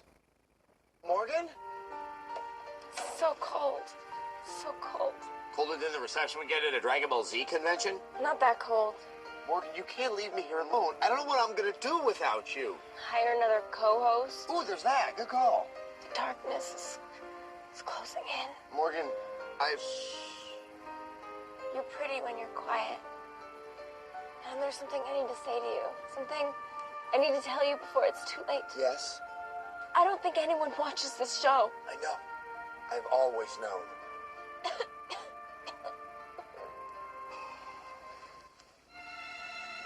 No! I'm still alive. Punch Bowl, a future utopia here today, filled with hope, robots, and all the smoldering emotions of a pulp fiction novel. Beware Susie Q Public. A new terror has landed in Punch Bowl. Zombies. Stubbs the Zombie and Rebel Without a Pulse for the Xbox and PC lets you take on a role made famous by Night of the Living Dead and Thriller. As Stubbs, your job is to bring down the ivory towers while spreading the infection. I was thinking more along the lines of opening up people like a bag of chips. The denizens of Punch Bowl might not make for an easy meal, but others will show you what a membership to the NRA gets you. Looks like we got a special one. Stubbs is not without a couple of tricks up his sleeve or lower abdominal cavity. Gut bombs explode in Technicolor screams. If you start feeling the stress, you can always relieve a little pressure. Need a hand? Throw one of your own. This sure-fingered thing can scout and capture one of the mouth breathers for you to use. Play it cool, or play to kill. It's your ever-growing army of undead that keeps Stubbs lumbering ever forward. These dismembered members know only one thing: to consume. Prepare yourself to take a trip to the edge of terror as Stubbs battles against the military, Nazi scientists, crooked cops, and a barbershop quartet. Sure you don't need anything? A cold drink? No. Cigarette? No. Foot massage? Oh, what? Swoon to a soundtrack where the tones of yesteryear collide with the beats of today in Sound-O-Vision. Get ready for joyrides in military jeeps, to bombard opponents, to take a ride of fate on a sheep. Join Stubbs the Zombie and Rebel Without a Pulse for all the romance, the comedy, the brain-eating, and all the robot-on-car action you can handle. Want me to look under the hood? No. Be here this fall as zombies take over your Xbox. Because I won't be. Here, I mean. I'm already dead.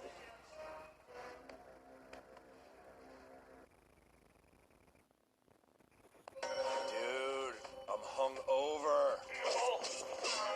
Seriously, I don't believe it. game time. There, can I go back to sleep now? Prepare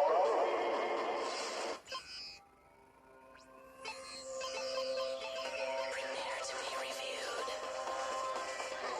Adam Sessler. Morgan Webb. Prepare to be reviewed. Prepare to be reviewed.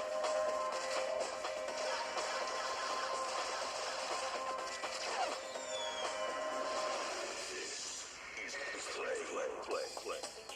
Hi. Hey. Talking hurts my brain. Last night was New Year's Eve. I had a lovely time and learned some important things. For instance, I should not attempt to drink 3 liters of bourbon in the course of a single evening. The sound of her voice is making my soul bleed. And I would like to not be standing right now. So as we're contractually obligated to review some games in our infirm state, we've decided to review games that will not upset our delicate constitution. The gaming equivalent of dry toast and oatmeal. I really like a glass of water right now, but water is far. And I don't want to move, so I'm just gonna, yeah, why don't you introduce a game? Okay, what games are we reviewing? I'm forgetting. Just intro a game. Okay, here's X-Men.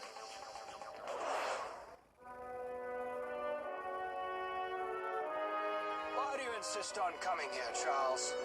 I'm looking for hope. I will bring you hope. They finally made a decent X-Men game. Fully engaged. Charles, don't be silly. On the Xbox 360. I feel a great swell of pity for the poor soul that plays that game. Slut. And I feel a great swell of pity for our viewers. Why me? With the taste of X-Men The Last Stand still fresh in your mouths, here's a lovely franchise tie-in. X-Men, the official game. X-Men, the official game is an action game that takes place between the second and third movie. It's pretty simple. Destroy people and property and occasionally get generator panels online. Okay, let's get these generator panels online. X-Men isn't a train wreck, it's just uninspiring. From the 700 or so mutant characters crawling around the Marvel Universe, you'll have only 3 to pick from. Wolverine, I'll deal with you after I sharpen my claws on these clowns. Nightcrawler, Generator panels here. and Iceman. I can't let you do this. Each level is geared towards the special talents of these mutants. Wolverine's levels are wall-to-wall combat, but he's got all the nuance of a prison riot. Prison's not so bad, Charles. But you have to build your rep quickly. Otherwise, you'll end up someone's bitch. Frakes was my bitch on Star Trek Next Generation Seasons 1, 2, and 9. Frakes was everyone's bitch. Oh, I won. Where? I don't see it. Where? Here, diagonally. Pretty sneaky. Actually, Sneaky is more Nightcrawler's game. Nightcrawler has the largest variety of abilities, and his teleporting is surprisingly easy. So, you've just finished a fun Nightcrawler level. What do you want to do now? Why, play an Iceman level that handles like a third-tier flight simulator, that's what. It's X-Men, it's an action game, it doesn't completely suck. What am I missing? Let me show you a cutscene. What can we do? Return your seats to the full upright position. I haven't seen acting that wooden since Halle Berry in X-Men 1. Or 2 for that matter. Or Catwoman. Or Die Another Day. Or Monsters Ball. Even though it's on the 360, the whole game is visually underwhelming. I ain't impressed. Oh, and did I mention there aren't any online features? I will beat you at hungry hippos. And I'll be there to stop you, old friend. What the are you two doing? When I stole Jack Kirby's ideas for the X-Men, I never thought I'd see you playing some lame-ass X-Play bit. Huh? I haven't seen something this embarrassing since I walked in on Neil Adams and Joe Kubert role-playing Power Man and Iron Fist, if you know what I mean. Shut the up! Get the out! Get the out of my office! Don't roll your eyes at me! Those are the 2 best characters I ever created. If If you want a stunningly average X-Men experience, X-Men the official game is waiting for you. We give it 3 mutated chromosomes out of 5. Something stinks. Oh, sweet, sweet X-Men. Not good, not bad. Just boring enough to not anger the man doing construction in my head. Are we on TV now, or do I have to open my eyes? Yes. Colors hurt. My contract may say that I have to be here, but it doesn't say I have to open my eyes or try. My skull is full of pain. Do you think if I shoved a knife into my skull, it would let some of the pain out? If it'll make you shut up, then yes. Yakuza. I was just thinking the other day, you know, it's been a long time since I played a middle-of-the-road adventure game based on the Japanese mafia. Thankfully, Yakuza is here to break that streak. You're Kazuma, badass soldier of the Tokyo underworld. You have respect, money, and a friend who seems to have killed your boss. Being the honorable type, Kazuma takes the rap, serving 10 years among angry silverware-wielding warriors. You killed the captain of the Tojo clan. And returns to civilian life to find the entire Yakuza world in chaos. Also, lots of people want to kill him, like this stripper, who is actually a guy. I think. Trouble is, it's really hard to like Yakuza as a game. Combat will occupy a lot of your time, and the fighting controls are stiff, clunky, and border on downright terrible. The weak lock-on system is useless. Kazuma auto-aims past his foes half the time, and you're constantly blindsided by off-camera enemies. You're often stuck finishing combos on nothing while hostile thugs line up beautiful attacks to your kidneys. I spent more time punching ears than I did bad guys. This might have been acceptable in 1999 or something, but there's no excuse for such archaic controls in this day and age. If you mean that, how about you say it to his face, instead of gossiping like some little... Then there's the translation. I don't believe it. Yakuza is unquestionably the most foul-mouthed game of all time. It just doesn't let up. What the do you think you're doing? Excuse you? You. You that mud up, yo! Oh, shut the up. Nice jacket, by the way, moron. Yakuza's story is engrossing despite the dialogue. You always want to see what happens next. You just might find yourself wishing you didn't have to play more of the game to get to it. What? Who the do you think you are, huh? I have had it with the language in this game. Get the out of here. We don't need no Yakuza. I wouldn't go that far. It's a 3. Is that what you said? Out of 5.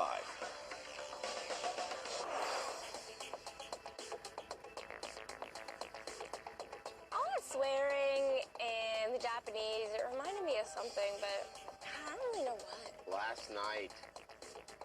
Oh. Hey, kids. Never engage in drinking competitions. You just end up getting into fights with Nepalese guys and then going off to find the Ark of the Covenant. Oh, just go back to sleep. You being awake involves too much tacking. I have to pee. But if I stand up, I think I'll vomit. So I'm trying to calculate whether the pee risk outweighs the vomit risk. Oh, I already decided for myself. Up next, more stuff. I think I called Adam a douche at the party last night. Hi. I'm hungover.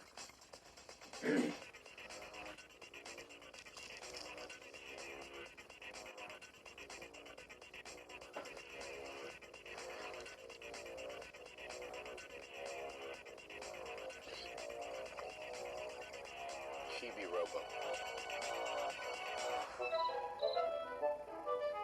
Ever wondered what the future will be like?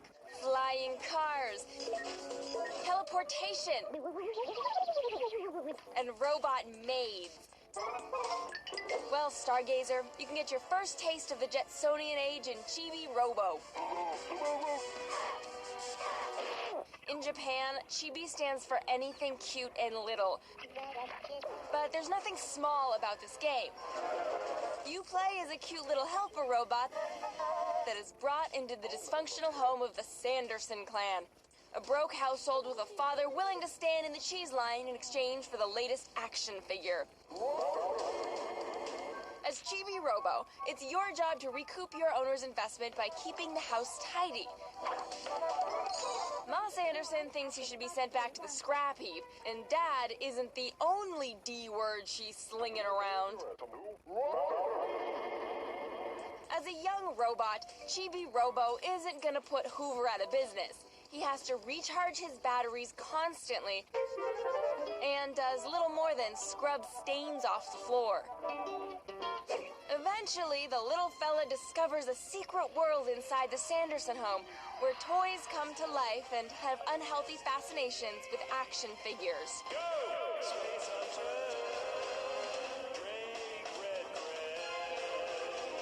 It's bizarre, to say the least, and it only becomes more strange as the game wears on.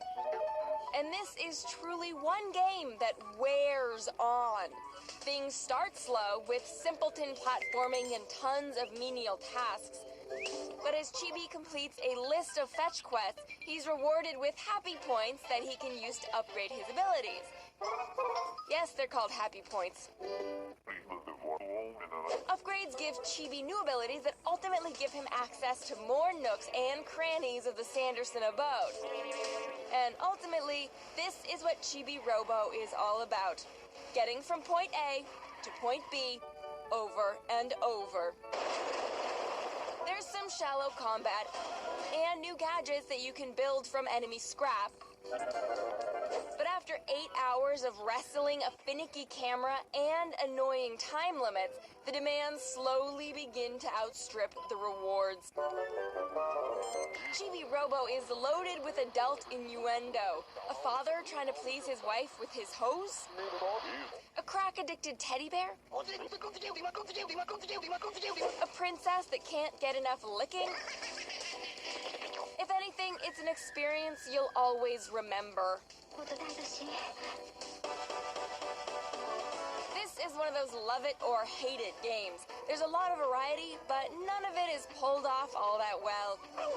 And minus the incredible sound design, the production values are strictly low rent. We give Chibi Robo a cute little 3 out of 5.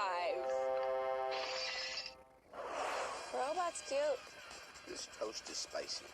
That's a good hangover cure. Having an extra liver installed? More liquor. Oh, please let a Bloody Mary just appear right now. I want one of those nice new Mormon livers. Then I'll have a fresh start, just like Larry Hagman.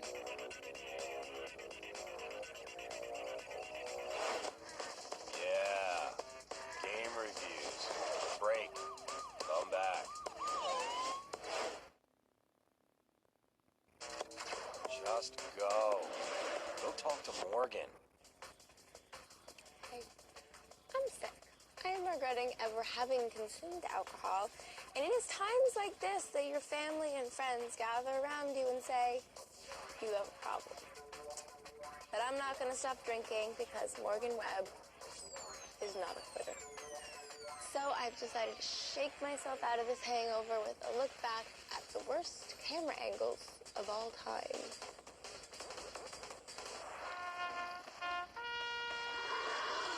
We here at xplay hate bad camera angles as much as you do. Where am I going? What am I shooting at? Who the hell just ate me? But these crappy camera angles aren't just limited to the Resident Evil franchise. Yes, in many games, it appears that the developers hired someone devoted to finding the absolute worst viewing angle for any situation. And, to their credit, whoever this person is, they've done an incredible job. Mr. Crappy-ass in-game camera designer, we salute you. Go!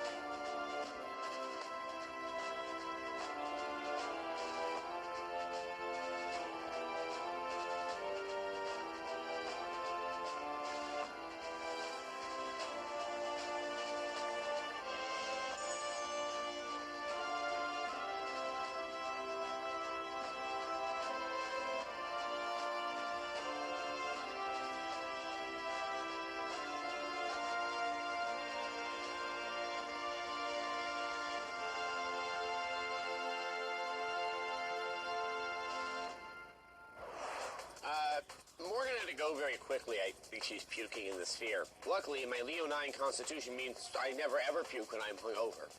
I may have lost control of my bladder last night, but we can't say that's because of alcohol for sure. I can show you a good time. Leave me the alone. Ow! That guy and girl are back. Hi. Welcome back. We have hangovers. We were drunk last night, and we're not entirely sure what happened, but it appears that Adam has Raven Simone's name tattooed on his back. She's more than moderately Raven. She's extremely Raven. I think we're engaged. At least that's what I assume from the pattern of the scarring. Good. This TV thing was never stable. If you don't sign a prenup, you'll be on easy street with all that Princess Diary 2 money. I am not a whore. Do you know who are? The ladies in the Saints Row game. Oh. You know, I've had it. I'm fed up. I'm sick of all these hoity-toity lawyer types. I'm talking to you, Keenan Thompson, telling me what video games are harming the children. I just want to waste them all. This game is not Grand Theft Auto. It's Saints Row, a nice religious romp through small-town family values. I can show you a good time. It's everything that Grand Theft Auto is not. Maybe. You can free roam all over the city in Saints Row, anywhere you want to go. Sure, that's like Grand Theft Auto. You can throw ladies out of cars and steal them. Sure, that's like Grand Theft Auto.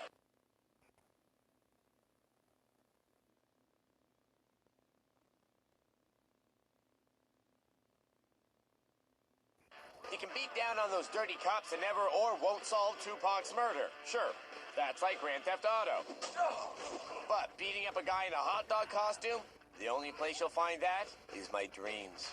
My torturous, diluted, miserable dreams. Hector says buenas noches. There is a story here. Saints Row has become a haven for misplaced anger, drugs, and morally irresponsible behavior. We've seen this kind of reprehensibility before. And we've seen it in other games before. What if it snowed in San Francisco? But if you just wanted a game with people using bazookas on quiet streets, you'll need to look, well, actually here would be fine. What's my point? Oh, something about moral values or hookers. Sweet, full-figured hookers.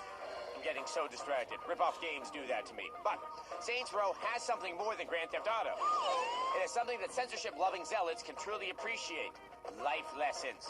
Lesson 1. It's hard out there for a pimp. And you have to alleviate their stress by taking their hookers from them. Forcefully, if need be. That cleans up the streets. That cleans up your soul. Lesson 2. It's hard out there for a John. How'd you like to make some quick cash? That's where you come in. Johns need privacy. They need intimacy. They need love. I got a girl waiting in a car out back. Drive them around, give them the space they need to get their $75 worth. Let's see the goods. I think you're gonna pop. Ow, it hurts, it hurts. No, I'm okay, keep going. I'm not cleaning that up. So, you see, video games can be helpful. Saints Row tries to appeal to all walks of life. Taggers, strippers, dealers, sesslers. But other games, better games, have already done that. So for that, we give Saints Row 3 Bishop Don Juans out of 5.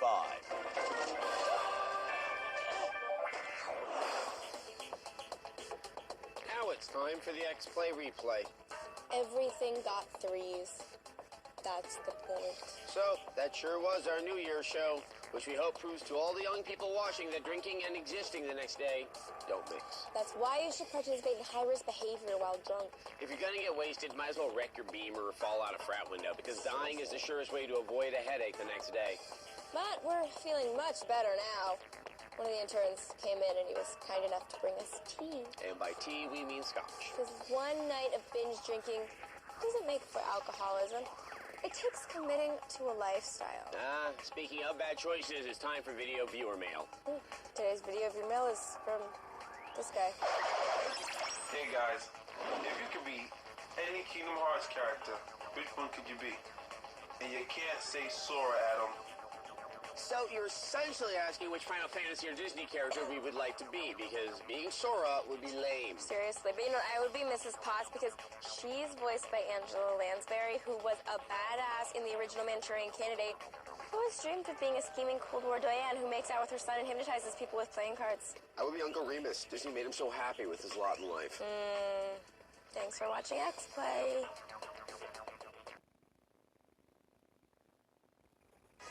Only on G4. Whoever said dog is man's best friend? Kit, where are you?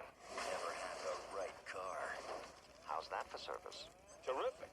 G4 presents the classic TV series for guys who love talking cars. Michael, look out. Having fun now? Knight Rider, weekdays at 11 on G4.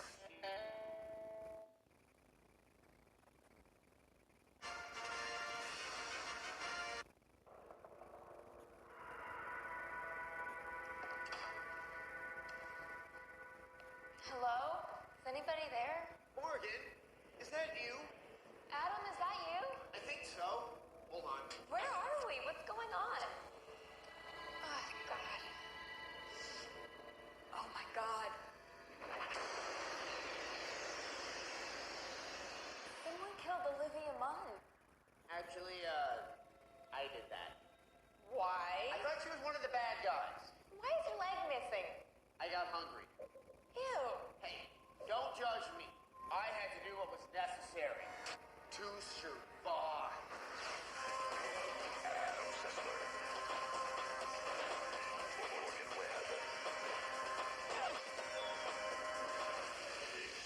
We have to figure out what's going on here. Morgan is delirious with fear. You're clearly trapped in some madman's game, and I give it a 1 out of 5.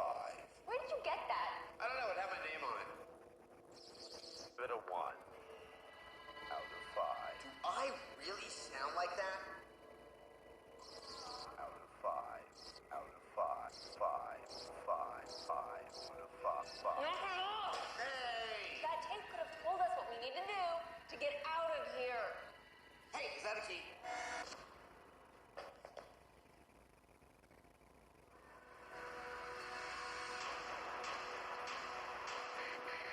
Rise and shine, Adam and Morgan.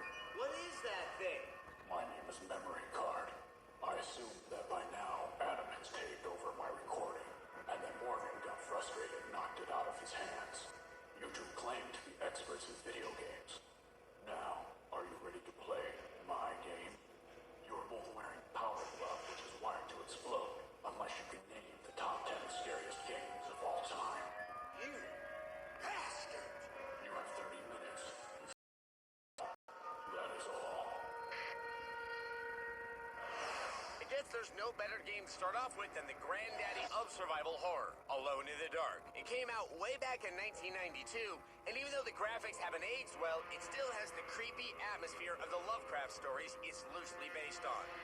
The combat system wasn't very refined, but it did let you pimp-slap giant rats. Ooh, that's satisfying. Okay. If your tastes are more modern, Fear may just be the game to scare your pants off. The first-person shooter takes the creepier elements of Japanese horror films and pairs them with explosive action sequences. It doesn't hurt that it features spooky atmospheric lighting and creepy ghosts who can say more than just boo. She is a prisoner. But not every game needs high-tech visuals to scare you. In 1997's Clock Tower for the PlayStation 1, players are on the run from a dangerous serial killer named Scissorman. Gee, wonder how we got the name. Ooh, right in the baby pouch.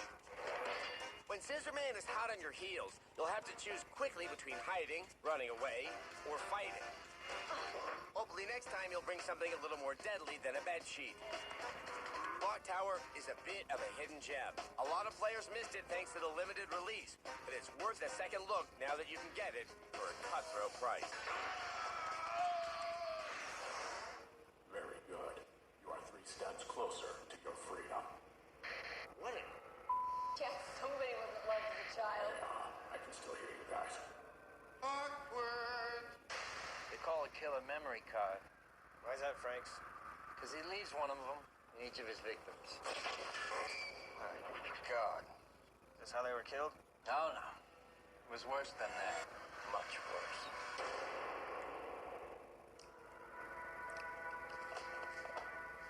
Rise and shine, Kevin. Where am I? Every day on Attack of the Show, you sit in judgment of technology. Well, today, technology will sit in judgment of you. That actually doesn't make any sense. Attached to your head is a virtual boy. If you try to remove it, you will die. But if you manage to play for 2 hours straight, you can go free. Make your decision. You kind of made it for me. You can't really take it off. You tape my hands to the chair. What? Oh, hey. Oh, Wario. Yeah, okay, I remember Wario. I don't... Oh God, it's I don't remember the Virtual Boy being this blurry. Oh, I forgot. This is what the Virtual Boy looks like. Oh God, get the pinball game. Can I at least get the pinball game? Oh God, it's starting to hurt. Okay, now that's really starting to hurt. No, seriously, dude, are you there? Hello, it's starting to hurt my eyes. Oh my God, what is that? Oh, that does not feel good.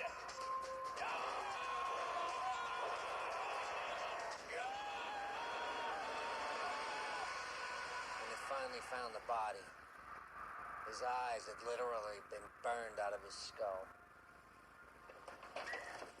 Lieutenant, you're not going to believe this. Adam Sessler and Morgan Webb have gone missing. All right, get on the phone with every G4 host you can find. We got a killer on the loose. That could just be a coincidence, I guess. I rushed to judgment there. Somebody want to grab him?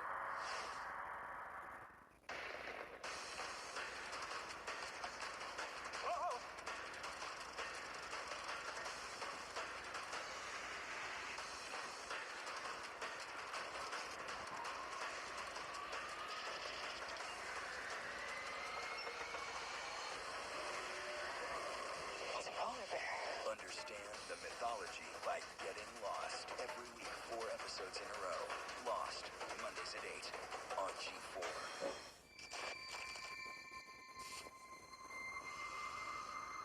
The chill of peppermint.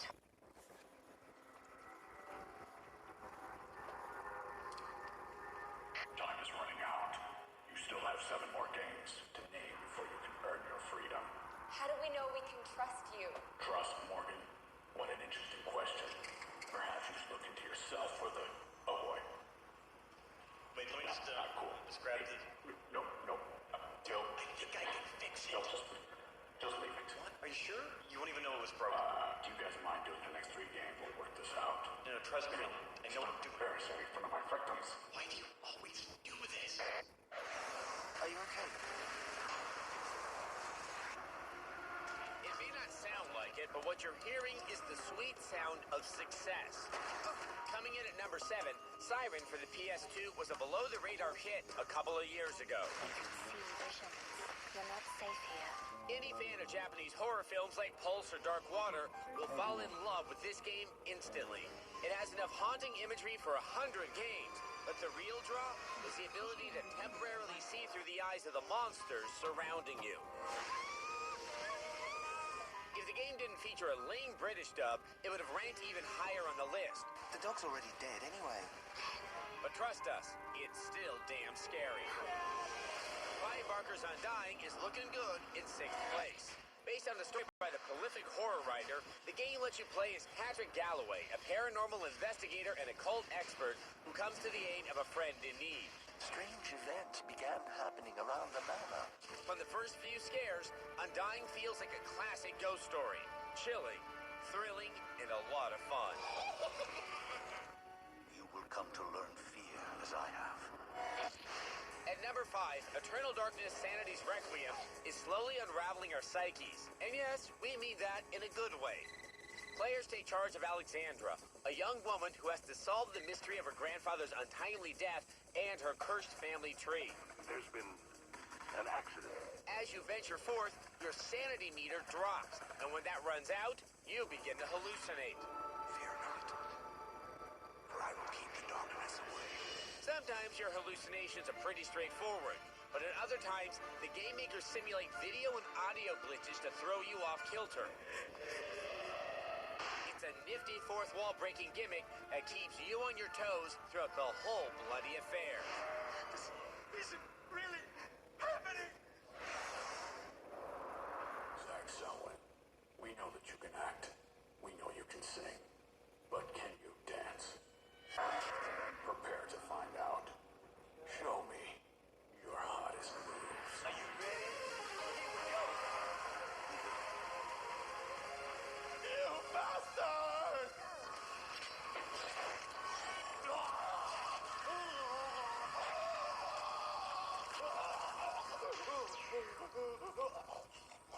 Did you do your best? Oh, thank God. Thank God. Are you ready?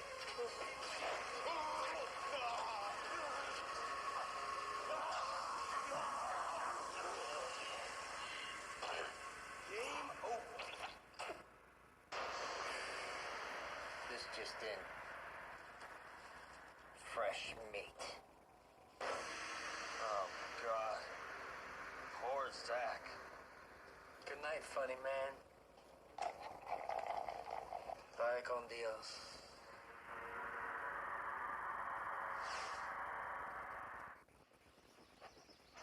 Whoever said dog is man's best friend? Kit, where are you? Never had the right car. How's that for service? Terrific. G4 presents the classic TV series for guys who love talking cars. Michael, look out. Having fun now. Knight Rider, weekdays at 11 on G4. DJing is all about connecting to people, to rhythms. I'm deaf, but I've always been able to feel the bass. Now I can feel it in a whole new way. It doesn't matter that I can't hear the music. Touch, it matters. The HP NV4 TouchSmart Ultrabook with Intel Core i3 processor. Ultrabook, inspired by Intel, only at Best Buy, only from HP. The next chapter begins with the power of two.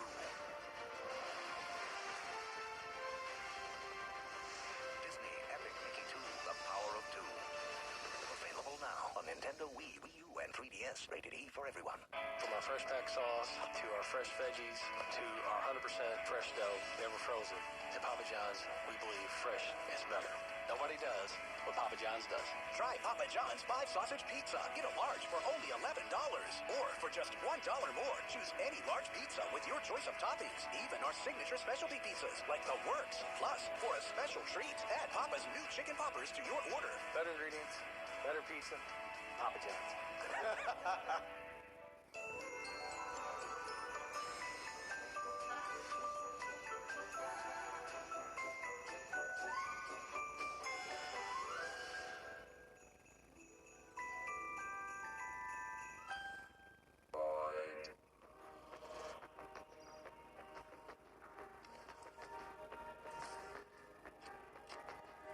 Droid DNA augmentation initiated. Neural speeds increasing to 4G LTE. Brain upgrading to a quad-core processor. Predictive intelligence with Google Now complete. Introducing Droid DNA by HTC. It's not an upgrade to your phone. It's an upgrade to yourself. Cooking Channel is your home for the holiday season. Smells like the holidays in here. We've got your wish list covered. And it's the only place to find the naughtiest chef on Santa's nice list. The flavors just slap you in the face again and again, but in a festive way.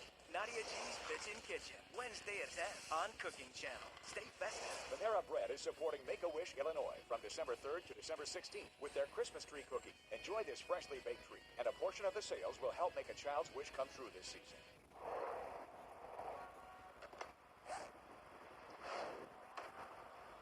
Spread the jam!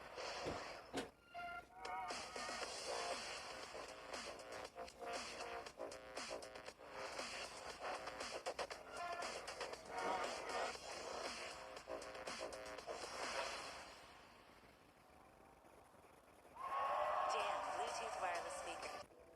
Oh! Knock it off, Adam. We're not gonna get get these things up that easy. I mean, even if we are able to list the 10 scariest games of all time, and we succeed in getting out.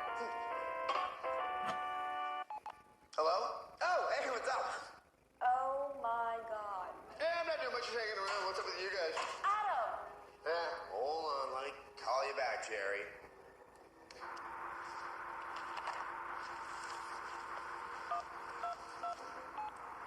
Welcome to the 911 emergency helpline.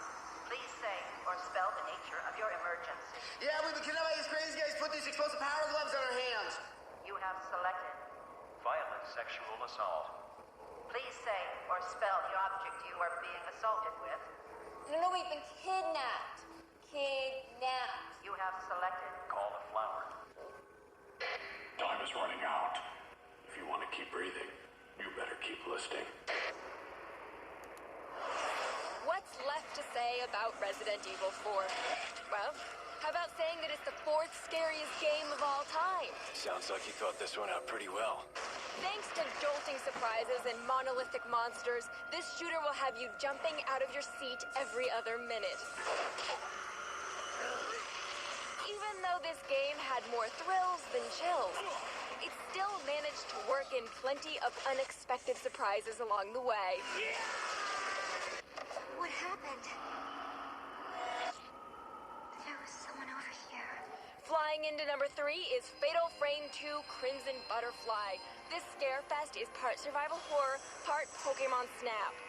Okay, I know that doesn't sound very frightening, but let me explain. In order to vanquish the ghostly apparitions that frequently pop up, you have to take pictures of them. What may surprise you is the genuinely scary atmosphere that this very Japanese horror game creates. Taking a big number 2 on the competition is System Shock 2. This ghoulish game is an overlooked gem from way back in 1999. At the beginning of this first-person shooter, you're awoken from a deep space sleep to discover that something's gone seriously awry with your travel plans. You're on board the Starship Von Braun and something's gone very, very wrong. You can say that again. As if that weren't enough, monsters are constantly popping out of nowhere to try and kill you. The graphics may not have aged that well, but the top-notch sound design is still in full effect.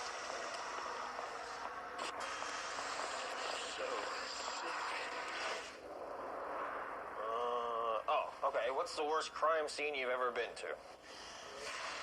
That was a rape. Oceanside Aquarium back in '99. Somebody snuck in after hours and repeatedly assaulted one of the dolphins. What? Are you kidding? There are those that say that it was the perfect crime. I'm sorry, who thinks that raping a dolphin is the perfect crime? Nobody ever found out who did it. Or that it ever happened at all. Another body, Lieutenant. It's also another G4 host. Damn it, it's Blood Bubble.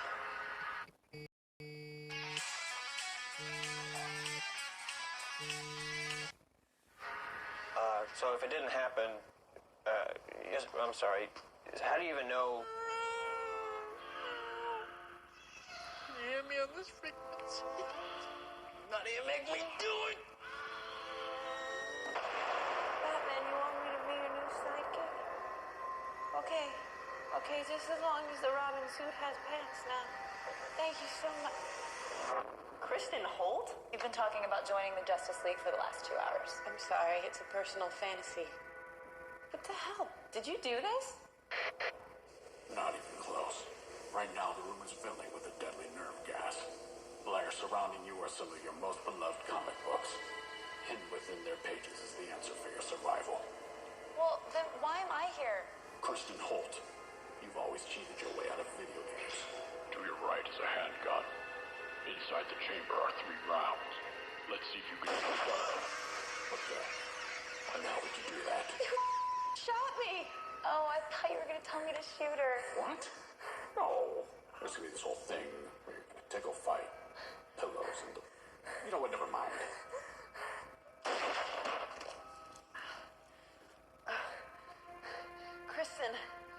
Kristen, I'm gonna be okay. Just call an ambulance. I think I'll make it. Yeah, but the thing is, you might testify against me. No, Kristen, no, you're America's. Hey there! What did you do? Look, hold on. I know you can hear me. I think I've got this. Right, so what you want to do is slow.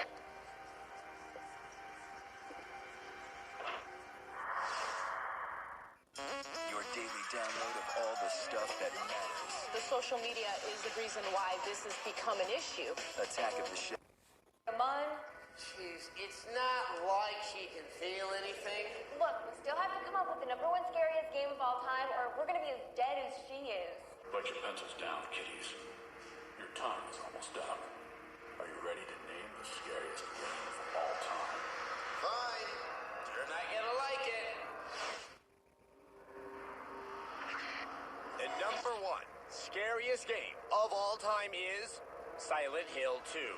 In this surreal nightmare simulation, players take control of James, a troubled widower who gets a letter from his dead wife saying that she's waiting for him in the forbidden hamlet of Silent Hill. When he gets there, he finds the mysterious look-alike. Do I look like your girlfriend? Some creepy children. Did I scare you? And enough freaky monsters to fill 1,000 bad dreams. The grainy film quality, eerie visuals, and dreamlike narrative make this one of the most unforgettable experiences you can have with a video game. And it doesn't hurt that your arch nemesis in the game, Pyramid Head, is one of the most disturbing monsters ever conceived. I mean, just what the hell is he doing here? With all this going for it, it's easy to see why Silent Hill 2 is the pinnacle of survival horror and the scariest game of all time. Very good, Adam Morgan. You've done the task admirably. But there's one final challenge that awaits you. What game would be complete without a boss battle? I'll be right down.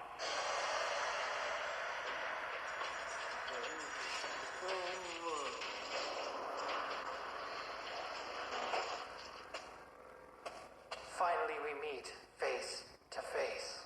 Why are you doing this? What did we ever do to you? What did you do to me? You destroyed me.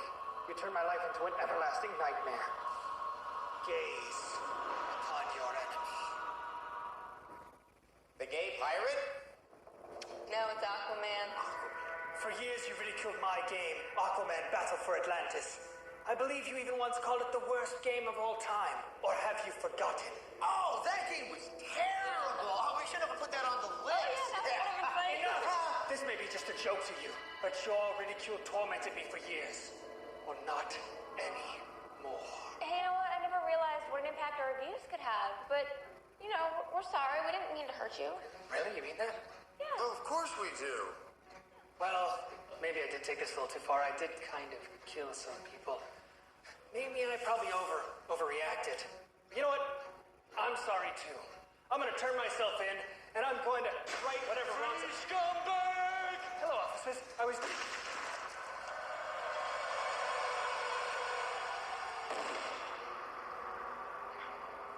We got him, Lady Flippers. He's never gonna hurt you again. Oh my God! You killed Aquaman! Aquaman. Thought it was the gay pirate. Superman's gonna be pissed. He was about to surrender. You guys are the worst cops ever. Cops? Yeah, cops. Yeah. Oh, yeah. We're cops.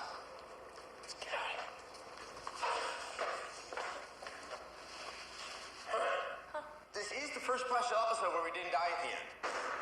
Aquaman didn't take off our power gloves.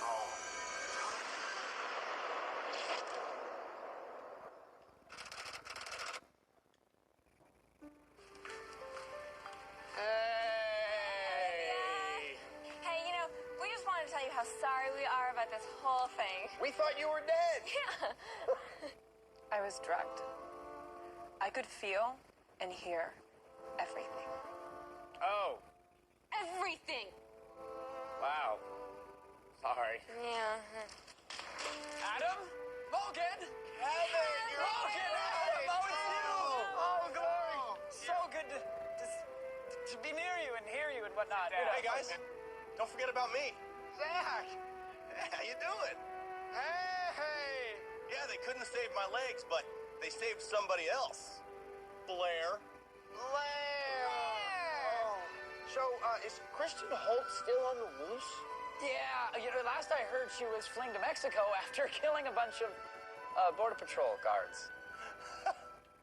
Wow, I just gotta say how sorry we are that, we got Aquaman to try and kill us all. But as I look around this room, I know that despite our disabilities, we are going to go on to make some of the best television possible. You said it, Blair.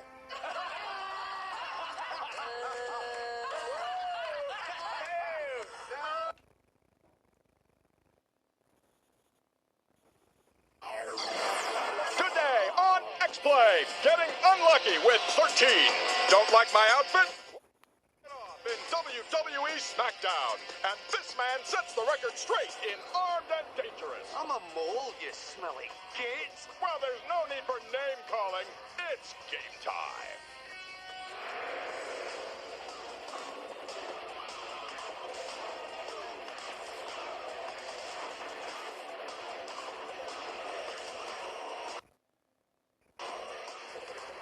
Please welcome your hosts, the lovely and vivacious Adam Sessler and Morgan West. I'm lovely, Henry. Yes, you are. Welcome to xplay. We have a great show for you, including a review of the beautiful cel-shaded shooter 13. And before you rush out and buy it, you're gonna want to hear what we have to say about it. Now, on top of that, we review the new WWE SmackDown. And there's a game from LucasArts that actually pokes fun at Star Wars. Yes, and we have an interview with Batman himself, Adam West. We have the same name. And if you can't get enough of the war in Iraq from the nightly news, we have a squad-based shooter that you and your administration are gonna love. But we begin with a game some people have been very excited about, 13. I am guilty as charged on that excitement thing. Yeah, well, still, it comes to us from one of the most consistent developers out there, which is Ubisoft. They're the people responsible for Splinter Cell and Prince of Persia and Beyond Good and Evil. So, does 13 hold up as well as those titles? Well, here's our review. All right, it's no secret that 13 is pretty. But how pretty is it? That's why throughout this review, we'll be playing 13, hot or not? Our first comparison is between unnecessary child of privilege Paris Hilton and 13. You guessed it, 13 is hotter. The game isn't just graphically impressive, it's graphically inventive. 13 uses the comic book effect to add drama to the usual gunfights.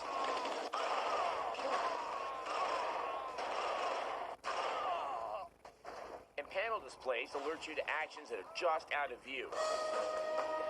But it's also integrated right into the gameplay. These visual onomatopoeias key you into an enemy and the direction they're walking in, and become essential for the onerous stealth missions in the game. More on that later. Challenge 2, divorcee boy toy Ashton Kutcher, or 13. That's right, 13 is hotter. Simply put, the game is so chock full of visual inventiveness that anyone will get a thrill playing to experience its creativity. Problem is, the thrill wanes once you want to play a good shooter. The game starts off strong with your loss of memory and the legions of men wanting your hide, followed by an exciting stealth mission in a bank, and a damn challenging firefight in some rocky cliffs. But suddenly the game seems to become exhausted with itself. Because, despite the pretty pictures, 13 is a pretty standard shooter. Where the game could have saved itself is if the shooting was more engaging, but the artificial intelligence is far too simplistic and predictable. Enemies are either dead shots or complete dolts. What the? Who runs at a man with a gun? With With the amazing firefights in games like Call of Duty and Halo, 13's combat just feels stilted. This is compounded by the abundance of stealth missions, especially at the end of the game. Reporting is ordered, Captain. See, stealth means you have to move slowly, which makes the game go slow. A little stealth is good. Too much turns 13 into a drag.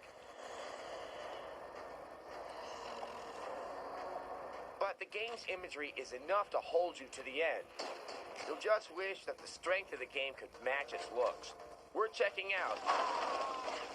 But with reservations, we give it a 3 out of 5. And our last challenge, expanded cable personality and exhibitionist extraordinaire Adam Sessler, or 13. You're right, ladies. The game's not that pretty. Oh, my eyes. Thank God the fig leaf blew into the picture. No, that's a tattoo. By all means, check this game out. It is a unique and beautiful game, but really, that alone can't make up for the seriously flawed gameplay. I'm still blind. Just blink a bit. I also dislike David Duchovny's voice acting. It kind of sounds like he'd rather be investigating the odious goings-on at a rent-a center.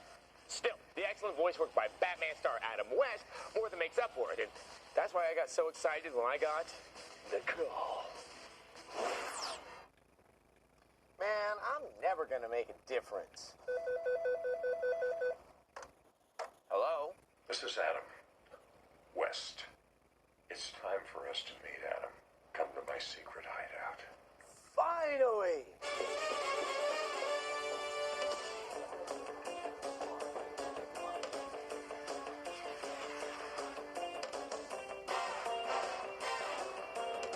Fighting crime.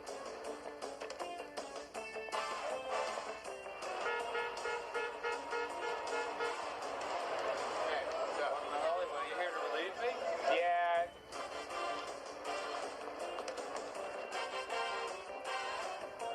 Oh, there's no bat cave on this.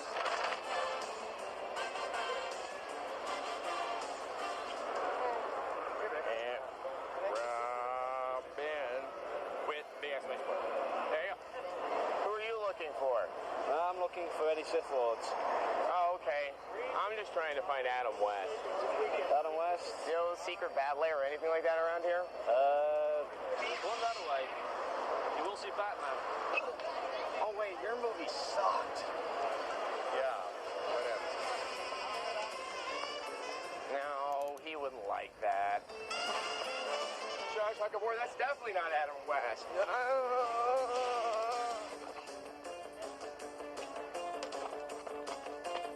Adam, where are you? No. Adam, where are you? Follow the signs, West. West. West. West.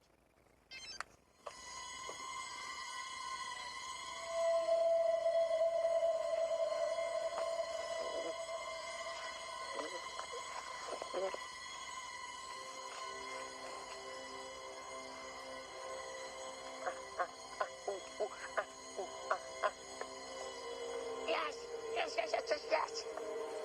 Ow.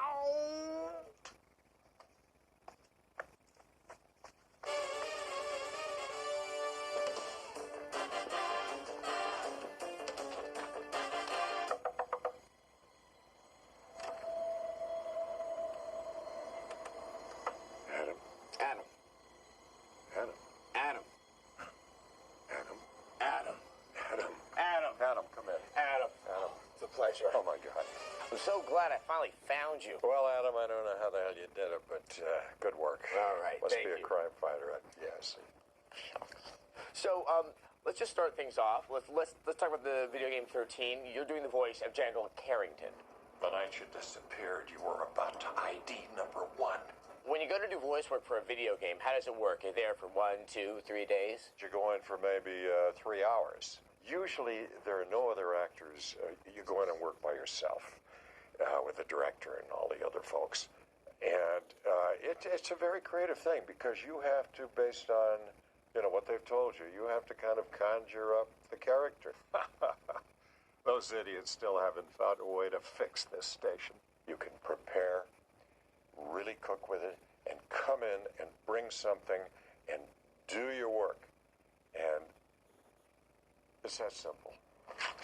Hey, errand boy, come here. I gotta take another leak. Hey, you and your voice become a cultural icon. Let's talk about the role that got you there, and that's, of course, Batman. Emergency. Batman speaking. How did you come up with the way that the Batman talks? All I had to do was pull on that cowl with the funny little ears, and I just instantly became Batman, and the speech patterns and whatever. Batman muses a lot, Adam. Good thinking, Robin. Yes, Commissioner. Yes, right away, Commissioner. Robin. To the bat poles. Have you ever seen any of the Batman video games? No. All right, well, that's good for you, because they're terrible. I've heard rumors. What's wrong? Imagine this. You're hanging from a rope, spinning in slow circles with your ass 3 feet from the ground. Does that sound like Batman to you? No, they missed the target. And, maybe we should do... You'd make a good Robin. Maybe we should do the game Batman the way it should be done.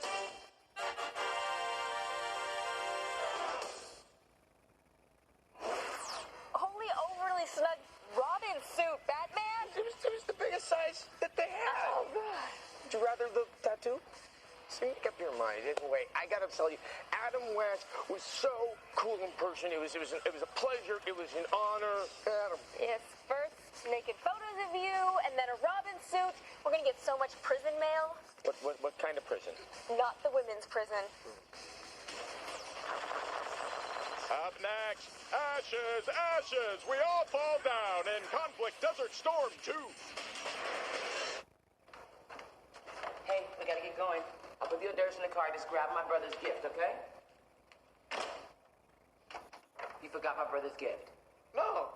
I didn't forget. It's at Circuit City. We're gonna pick it up on the way. Forget. I didn't forget.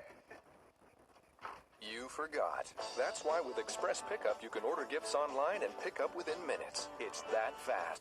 Liz. Just the idiots. Now, much in the same way Schwarzenegger getting elected governor caused the networks to rerun Red Heat. Current events have now compelled the makers of Conflict Desert Storm to issue forth a sequel. Yes, and of course we gave the first one a 2 out of 5. Is the second one better? And does anyone care? Find out in our review of Conflict Desert Storm 2.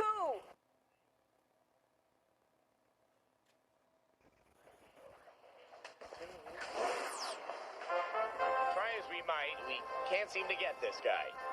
Now it's time for gamers everywhere to have a go. The problem is, Conflict Desert Storm 2 Back to Baghdad takes place during the 1991 Iraqi War, not the 2003 sequel. Oh well, there's still an odd chance we'll find him in the game, right? Yoo-hoo, Saddam, where are you? Come out, wherever you are. Okay, so Saddam doesn't actually make an appearance in the game. But that doesn't mean you don't have your work cut out for you, because Conflict Desert Storm 2 is very challenging. The game plays like a first or third-person shooter, but because you can only control one man at a time, most of the buttons on your controller are used to give orders to your comrades. You've got civilians down there. Check your fire. The level of control over your squad is very impressive, but it's also a bitch to learn, especially the advanced location command, which takes 3 button presses and both analog sticks to pull off. You've got to pick up the pace, or those Delta boys ain't gonna be around to say thanks. Thank goodness both Scotty Stand down, Private Will. and Private Elmer Fudd aren't part of the squad. Stand down, Private Will. Infantry! Later, once you've mastered the controls, you'll find that the best way to play is slowly and carefully. Switch to the right character at the right time. You'll also find that there's more to the game than just shooting the bad guys. Secondary items in your inventory get a lot of use, especially the smoke bombs, which provide cover for your men. Unfortunately, these are now legal to use in all California bars. The game has 10 long missions with plenty of interesting objectives. Be advised, Iraqi armor is deployed in the town. The music in the game is pretty generic stuff, but finally someone decided to implement the personal soundtrack feature. Oh yeah, now that's music to fight by. It's much more satisfying satisfying to play through the campaign with a few buddies. And because each soldier has different abilities, every player is going to have something interesting and unique to contribute to the team. Conflict Desert Storm 2 was Xbox Live enabled, but don't get your hopes up. You can't actually play the game online. For a game that screams team play like this one, not being able to play online is a real sore spot. If you can get by the steep learning curve, there's some pretty compelling gameplay here. Certainly enough to keep you busy for a while. Xplay gives Conflict Desert Storm 2 Back to Baghdad a 3 out of 5. Wow. From a 2 out of 5 to a 3 out of 5. Way to reach for the stars. Yeah. Maybe by the third installment you'll actually be able to find Saddam. Ooh. You know, that'd be totally worth a 4. Uh-huh. Up next, we learn that violence is the answer in WWE SmackDown. XPlay, presented by the Nokia N-Gage wireless multiplayer gaming device. Engage anyone, anywhere.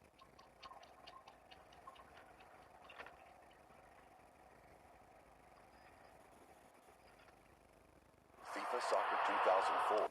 FIFA Team, Prince of Persia.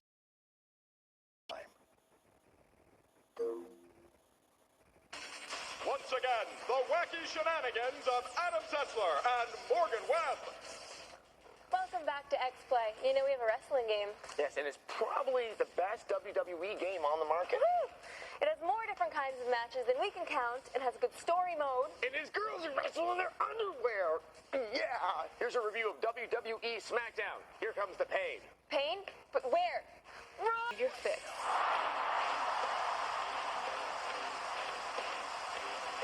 All the usual wrestlers are standing in attendance. Plus, their similarities to their real-world counterparts can be scary. Oh yes, definitely spooky.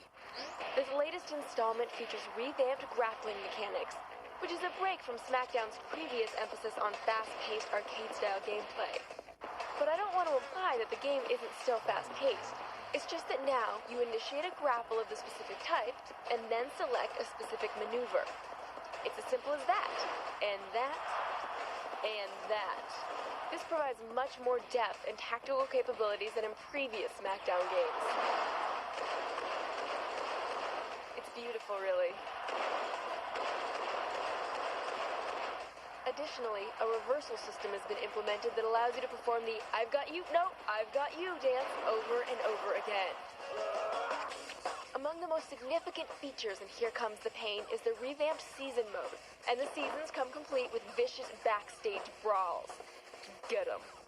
Plus, it's simply your best chance to try and hypnotize famous wrestlers like Goldberg, for example.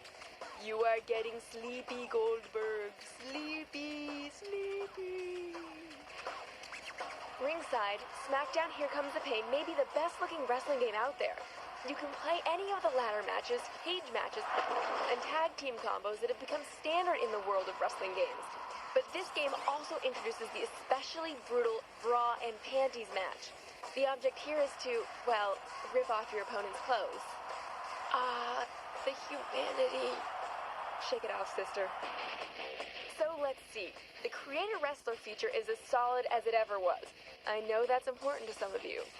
But as much as we'd love to hear a few sound bites from the actual wrestlers, we're still stuck filling in the lip sync ourselves. Blah, blah, blah, blah, blah. Can I borrow those underwear?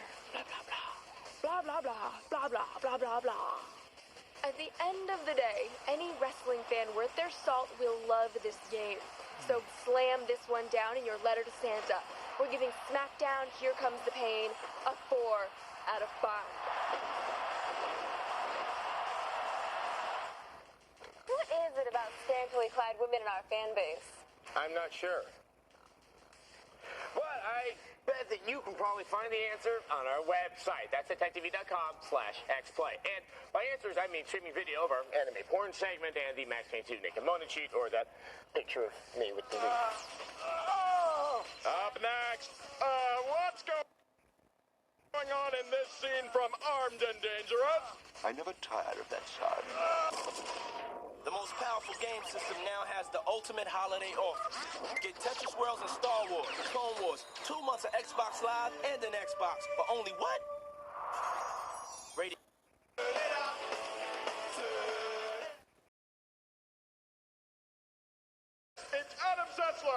Morgan Webb. We're back, and with a new non-Star Wars game from LucasArts. And why should you care? 3 words. Land, shark, gun. Here's a review of Armed and Dangerous. Show me your papers now! You don't need to see our papers. We don't need to see your papers. At LucasArts, they know all about Jedi mind tricks. You're both French. We surrender! Okay, so maybe Armed and Dangerous ain't Star Wars, but it is a whole mess of fun. He'll split open the dead beast's stomach and stick Rexus amongst the warm entrails. Should keep him warm for at least a day. No, that's not necessary. Just stick it in there. Armed and Dangerous is a futuristic Old West style shoot-'em-up, filtered through Monty Python. You play Roman, the leader of a ragtag gang of Robin Hood-esque freedom fighters. Your cohorts include a giant tea-sipping robot, a smelly old man with a glass eye, and a Scottish rat thingy. I'm a mole, you smelly git. Your goal? To overthrow the despotic rule of this guy.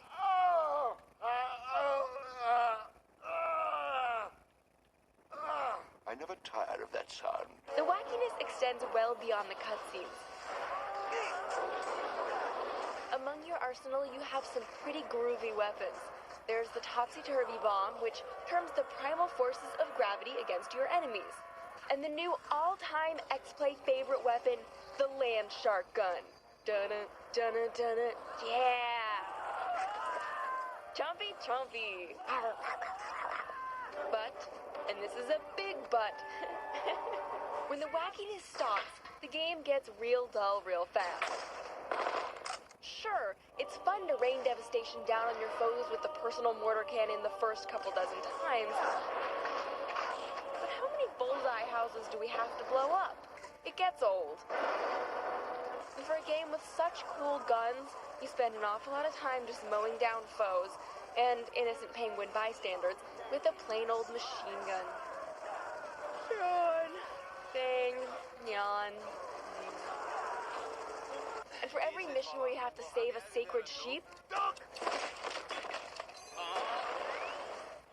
Oh, or not save it. There's a whole bunch where you have to save villagers by dragging their floppy-ass bodies from one place to another. The occasional wipe out the oncoming army with a turret gun level adds some variety, but you're still mostly just shooting specks. Look, the enemy's approaching.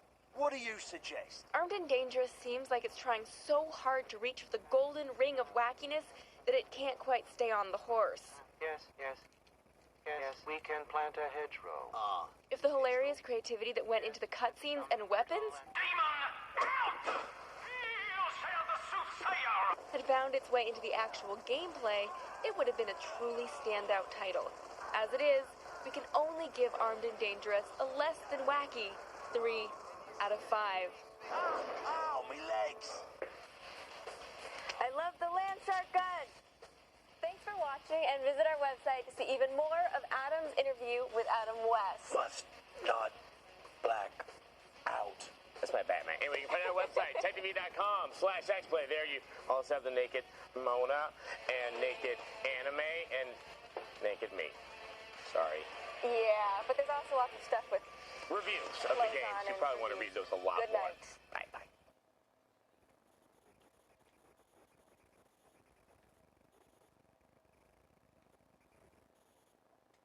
Today on xplay. Pirates, bastards, and crazy Adam. God speaks to me and tells me to do things. Size really does matter. Okay. It's game time.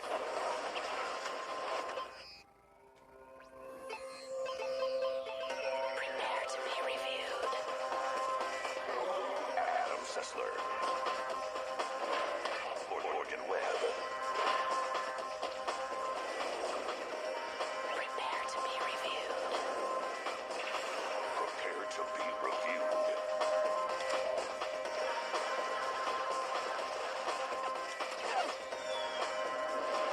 This is xplay. Hello and welcome to xplay. You know, it's that show. Today we're going to waste a half hour of your life on a safari through the very best in video games being released this season. Such games as Battle Stations Midway, letting us remember how much fun killing the Japanese used to be. And we've got another installation, our serialized modernist drama series, Crazy Adams Import Games. And later in the show, we'll review Ratchet & Clank Size Matters, an awkward exploration of the way anatomy affects personal relationships. You know, awkward for some guys, not so much for the sus man, you know what I mean? We begin in the world of pirates, a swashbuckling world of brave ships on the high sea, petty theft, vitamin C deficiency, and catamite relationships with cabin boys. I can almost smell the salvage law. For a vacation in this magical world of doubloons and Dutch people, here's a review of Pirates for the PSP. Has the British Royal Navy press-ganged you into the mercantile fleet? Feel like you can't get ahead in life? Do you find Keira Knightley attractive? Why not turn pirate? Riches, adventure, scurvy. Don't you owe it to yourself to die a horrible death at sea? Play Sid Meier's Pirates on ye old PlayStation Portable. Wow, this is a little smaller than I was expecting. Still, Sid Meier's Pirates is a ship that's proven seaworthy on both PC and the Xbox. Now all you bilge rats who bought the PSP can take a swing. Pirates is essentially the same game you played before. Most of your time is spent sailing a tiny vessel on a handheld sea. Your fortune is made by firing on any galley dumb enough to catch your attention, or by moving goods across the Caribbean from trade port to trade port. Pirates keeps the open-ended gameplay we liked so much from previous versions. PSP also has a new mini-game called Watch Your Crewmates Get Eaten by a Jaguar While You Look for Buried Treasure. Sorry, mateys. Like Anna Nicole, dead men tell no tales. Boarding a vessel pits you against the enemy captain for control of both ships. The animation is colorful and full of more daring do than Orlando Bloom in Pirates of the Caribbean, Lord of the Rings, and Elizabethtown combined.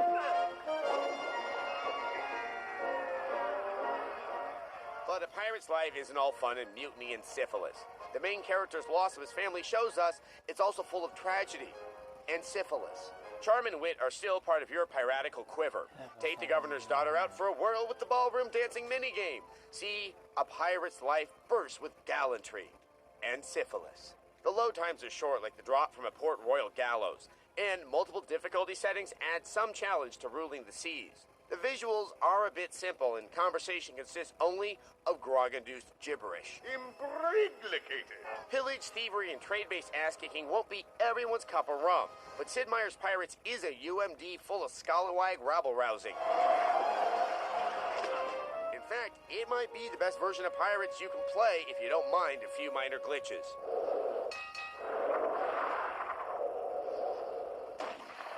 When I have learned what progress has been made in modern gunnery, when I know more of tactics than a novice in a nunnery.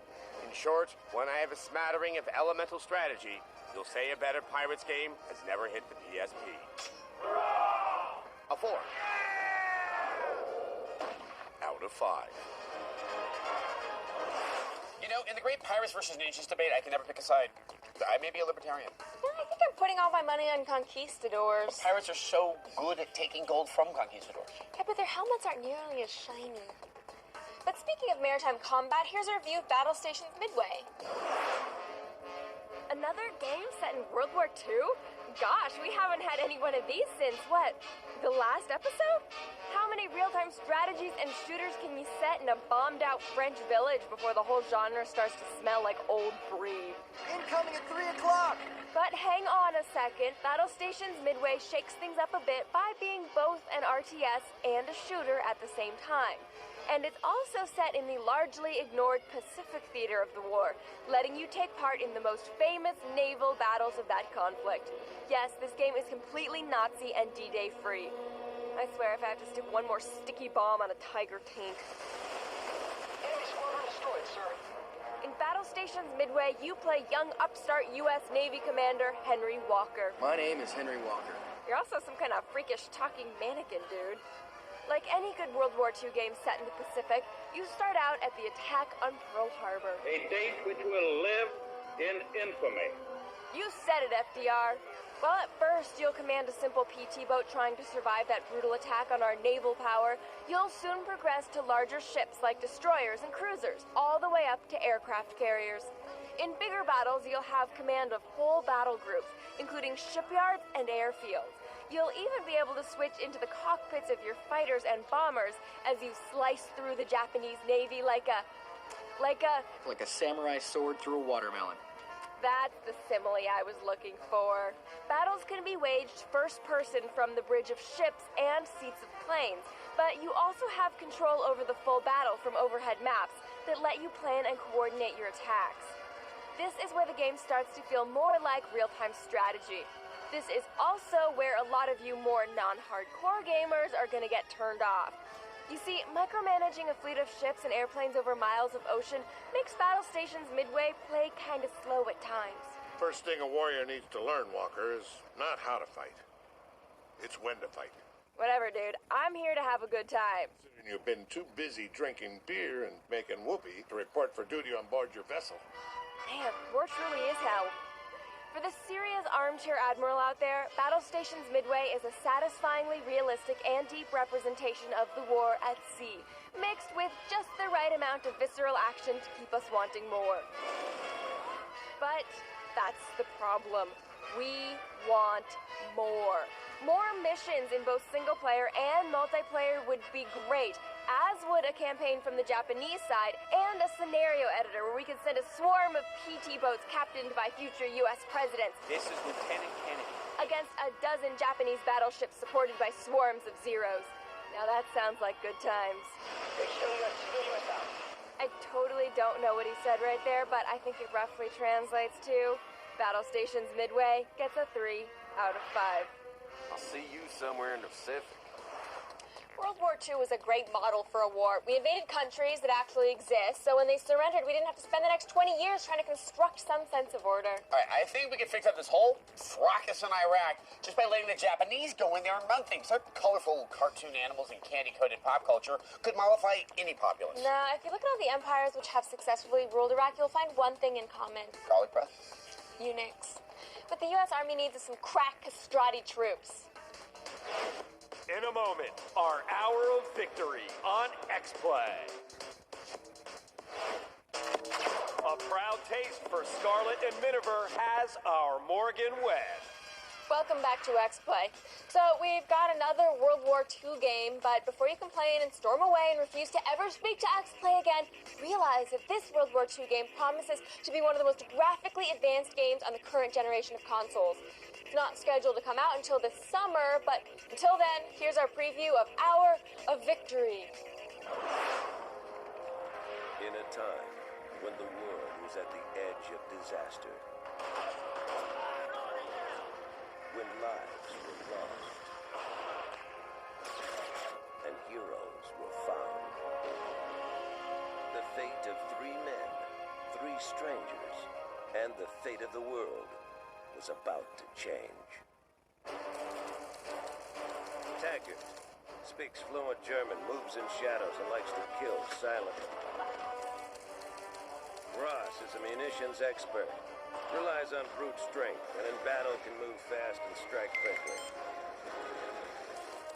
Black Bull has incredible endurance, is an expert marksman, can climb in and out of any situation.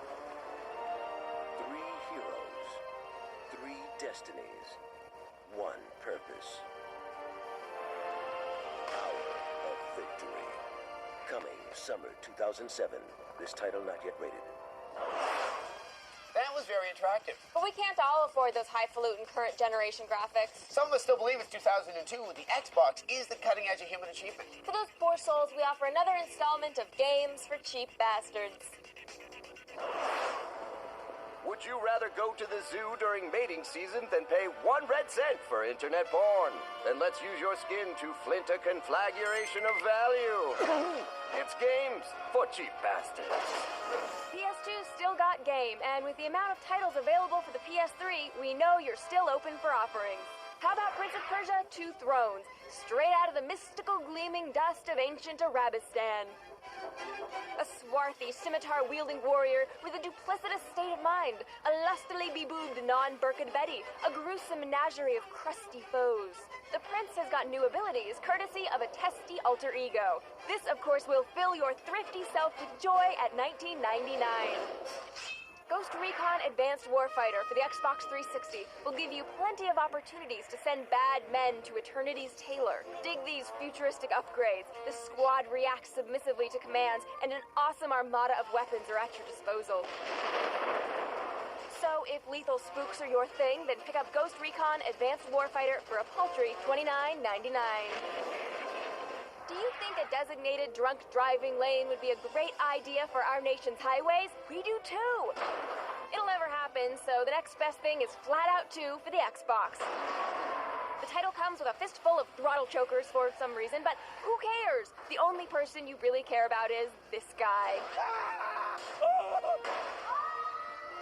It'll make your wallet's dusty interior smile for just $19.99.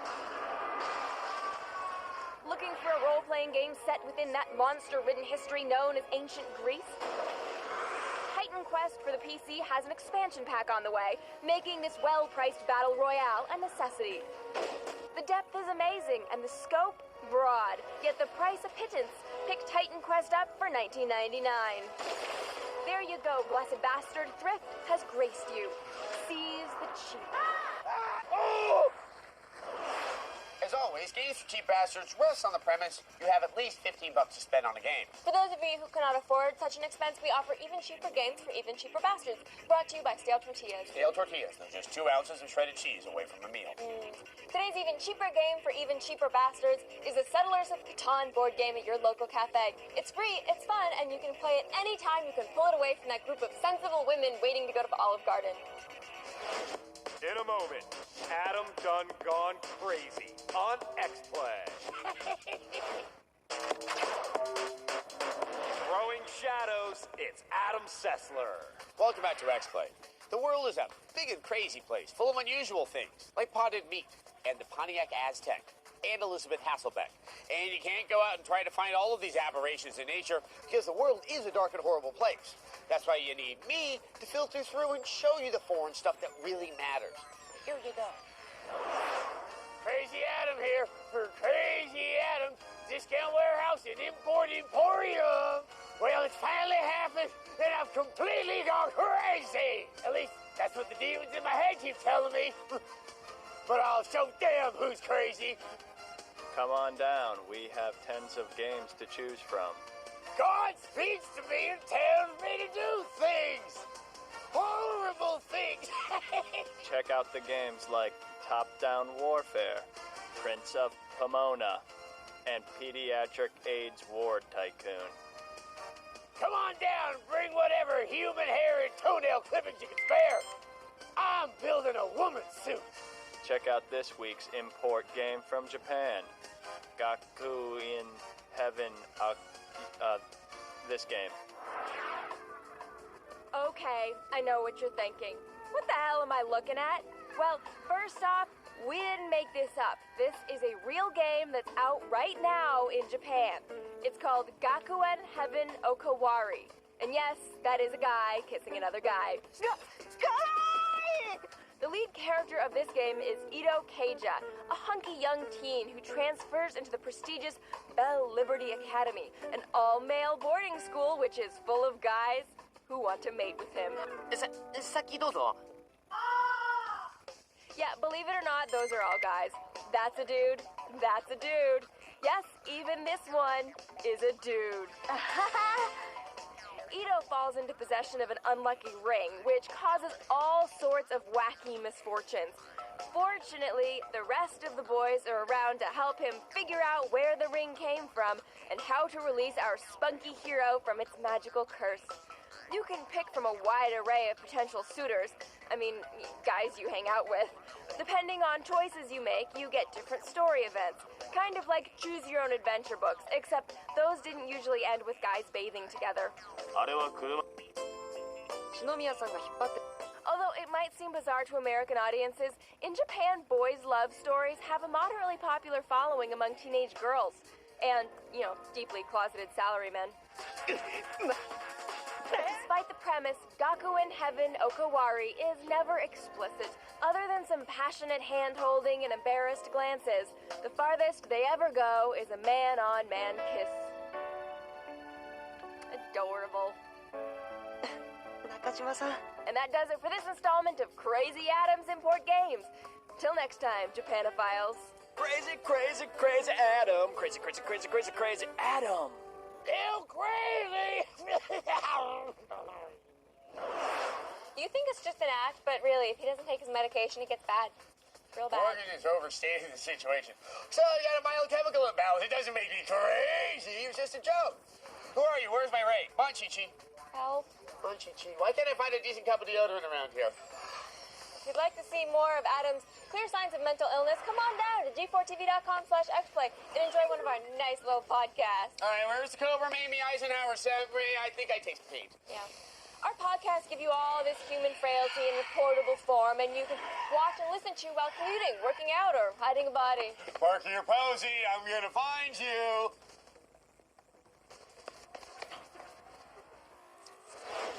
Coming up, Ratchet and Clank Size Matters on xplay. From the mixed-up files of Mrs. Basil E. Frankweiler, it's Adam Sessler and Morgan Webb. Welcome back to xplay. Adam's had his antipsychotics, and he's feeling much better now. If there is hope for the PlayStation Portable, it lies with the adorable platformers we grew to love on the PS2. The fuzzy Lombax Ratchet and his robot friend Clank have returned to take a stab at redeeming Sony's sleek black mistake. Here's Ratchet and Clank, Size Matters. Ratchet and Clank on a portable gaming system. It's genius. It's like putting Harrison Ford in a good movie. So simple, yet so rare. Ratchet and Clank Size Matters is a remarkable accomplishment in that it's a regular old Ratchet and Clank game that fits on the PSP, and it would probably stand up to any of its larger PS2 brethren if it weren't on the PSP. Just ignore them. But first, the good. As far as what you'd expect from a Ratchet and Clank game, it's all here. Weapons, inventive levels of both platforming and shooting. There are some nice touches that are added to the game, like the collection of various armor pieces that, when complete, allow the player new abilities, like being on fire. I remember the last time I was on fire, everybody was cheering. The fire. Thanks for sharing. With a nod towards shorter play sessions, your weapons power up more frequently, and you seem to collect new gadgets at a faster rate, making it worth your while to find some alone time, or as my family calls it, the lockup. Okay. So the most impressive accomplishment are the graphics. This looks like a PS2 Ratchet and Clank game. The one graphical drawback is that the camera is really close to old Ratchet here, and you can't take in all your surroundings, and may find yourself unpleasantly blindsided by enemies off-screen. Ratchet and Clank games have always been noted for their sublime controls that allow you to smoothly navigate both the intense combat and precarious platforming of the game. The PSP control layout doesn't come close in comparison. The control nubbin you guide Ratchet with doesn't offer anywhere near the precision necessary to guide him through the platforming sequences. More importantly is the button layout. Let me show you. See, strafing is essential to combat, which was simply performed by depressing the shoulder button, but you use the shoulders to control the camera, which should be controlled by the analog stick that doesn't exist. So how do you strafe? You move between the analog stick here and the D-pad above. One offers regular directional movement, one strafes. But the combat is intense enough that you need to move more quickly between the two than your brain or thumb allows, causing much frustration and mistakes as you desperately reach for the camera control stick that doesn't exist because someone thought the PSP didn't need one. In the end, all it did was make me yell. And when I yell, children cry. So, by the transitive properties of association, if the PSP makes me yell, and when I yell, children cry, the PSP makes children cry. It's the corporal punishment of gaming consoles. Fact is, Size Matters is a great Ratchet game on the wrong system. You can play the game to completion, but the pleasure that has been a hallmark of the series is noticeably absent. The great game it is feels frustratingly out of reach, like the 2008 election. A 3 out of 5. Let's have ourselves a good old-fashioned xplay replay. Sid Meier's Pirates got a 4 out of 5 because it's a well-made port. We love pirates, and however boring his games may be, Sid Meier always satisfies. Battle Stations Midway got a 3 out of 5 because its appeal is limited and there's not enough variety of gameplay. Plus, World War II games are just starting to bore us. Yeah, just started.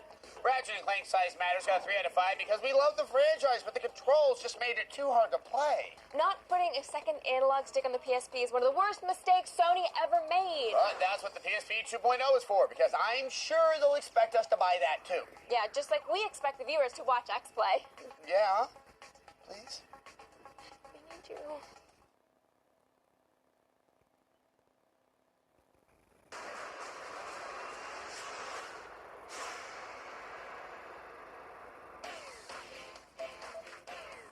Welcome to xPlay's all-access coverage of the 14th Annual Interactive Achievement Awards. Who knows what's gonna happen? If we win this year, I'm gonna go nuts. Today on xplay. The very best for the GameCube. Kill a Spaniard. It's game time.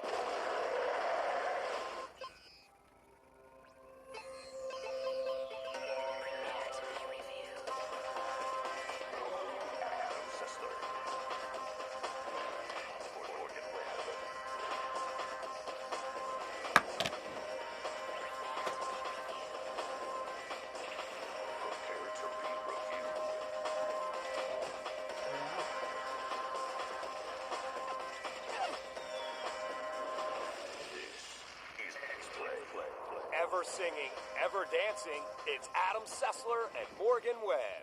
Hello and welcome to xplay. Over the past couple of days, we've been saying goodbye to the current generation of consoles. In only a few months, our brain's pleasure centers will be exploding with the undiluted joy of the Nintendo Wii. I have it on good authority that the Wii is powered by candy and the laughter of Japanese children. Ooh.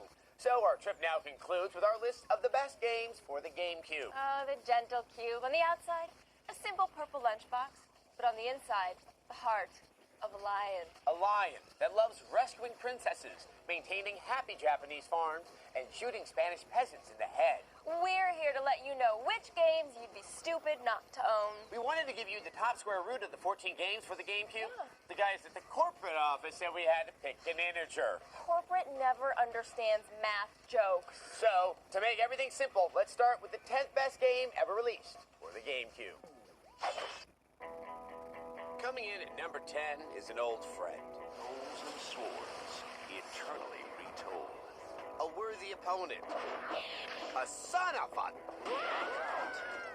Soul Calibur 2, when released, was touted by some as the greatest fighter of its time.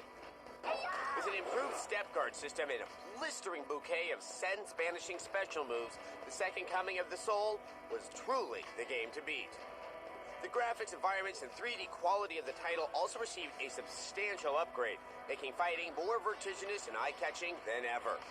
Weapons Master Mode enhanced Soul Edge's original Edge Master Mode, creating an awesome depth in terms of raising the rank and experience points of your character. Another float in Soul Calibur 2's parade was the inclusion of new characters. Link, clearly all grown up, brought his own unique approach to combat within the digit-dissolving arena of Soul Calibur 2. Number 9 is the cel-shaded blitzkrieg of imaginative enemies, soaring environments, and rigorous challenge. Beautiful Joe traces the adventure of a kid who loves the Japanese action films of some Azul dude named Captain Blue. Joe's powers are really what set this title apart from other 2D fighters. One of Joe's abilities is to slow things down, reducing the murderous velocity of your adversary's onslaught, making them easier to render into a fine mincemeat product. These powers naturally deprive his personal budget and will quit at the darndest times unless strategically triggered. Environments press against their 2D boundaries, delivering a claustrophobic battle space with plenty of opportunities for evasion, creating depth where at first you may see none. Destructible environments yielded all that Joe could ask for. Bosses, traps, and a variety of maniacal cannon fodder are so plentiful that the game almost becomes a genre in itself. Cut! You have come to return my book. Number 8 was so far ahead of its time and temporal space that some people possessed by its content could still be playing it. Eternal Darkness, Sanity's Requiem, plays homage to the dark, macabre gothic of H.P. Lovecraft, where the familiar and normal can be instantly rendered into unfamiliar horror and jaw-dislocating madness. Hello? Remember me, Alex. Sound design alone was enough for the title to transport you to another place. A terrible place. And yet a space so immersive and horribly satisfying. You'll game as a variety of cursed characters in search of truth and consequence. The cool thing about the title is doing away with the chains of time and navigating the folds of history through secret, timeless sanctums of insanity. A sanity meter kept track of the ebb and flow of what a human could endure. When it became low, odd tricks were played on you. Nothing could be trusted, and even your gaming world could be assaulted. Truly an immersive form of madness. Eternal Darkness is noteworthy not only because it's a mature, dark game for the GameCube, but also because the developers, Silicon Knights, are Canadians. In Canada, it's barely a country. It's more like an Elks Club with the vote of the United Nations. Yeah. And speaking of things that just don't quite make the cut, we can't show you the best GameCube games of all time without paying our respects to the less successful offerings on the platform. So, here's our look at some of the worst games for the Cube. Worst game based on a worst movie, Charlie's Angels. Good morning, Angels. Good morning, Charlie. Let's face it, Charlie's Angels Full Throttle was awful. Break it down, boss. But even with our expectations lowered by the film, we still can't believe how bad this game is. You can play as one of the film's 3 stars, Lucy Liu, Drew Barrymore, or the attractive one. Of course, you're not so much controlling the star as you are their creepy-looking computer-generated doppelganger. You go, Alex. And what the hell is sticking out of Drew Barrymore's pants? Just what is this game rated anyway? See you later, Angels. After the break on xplay. The countdown continues.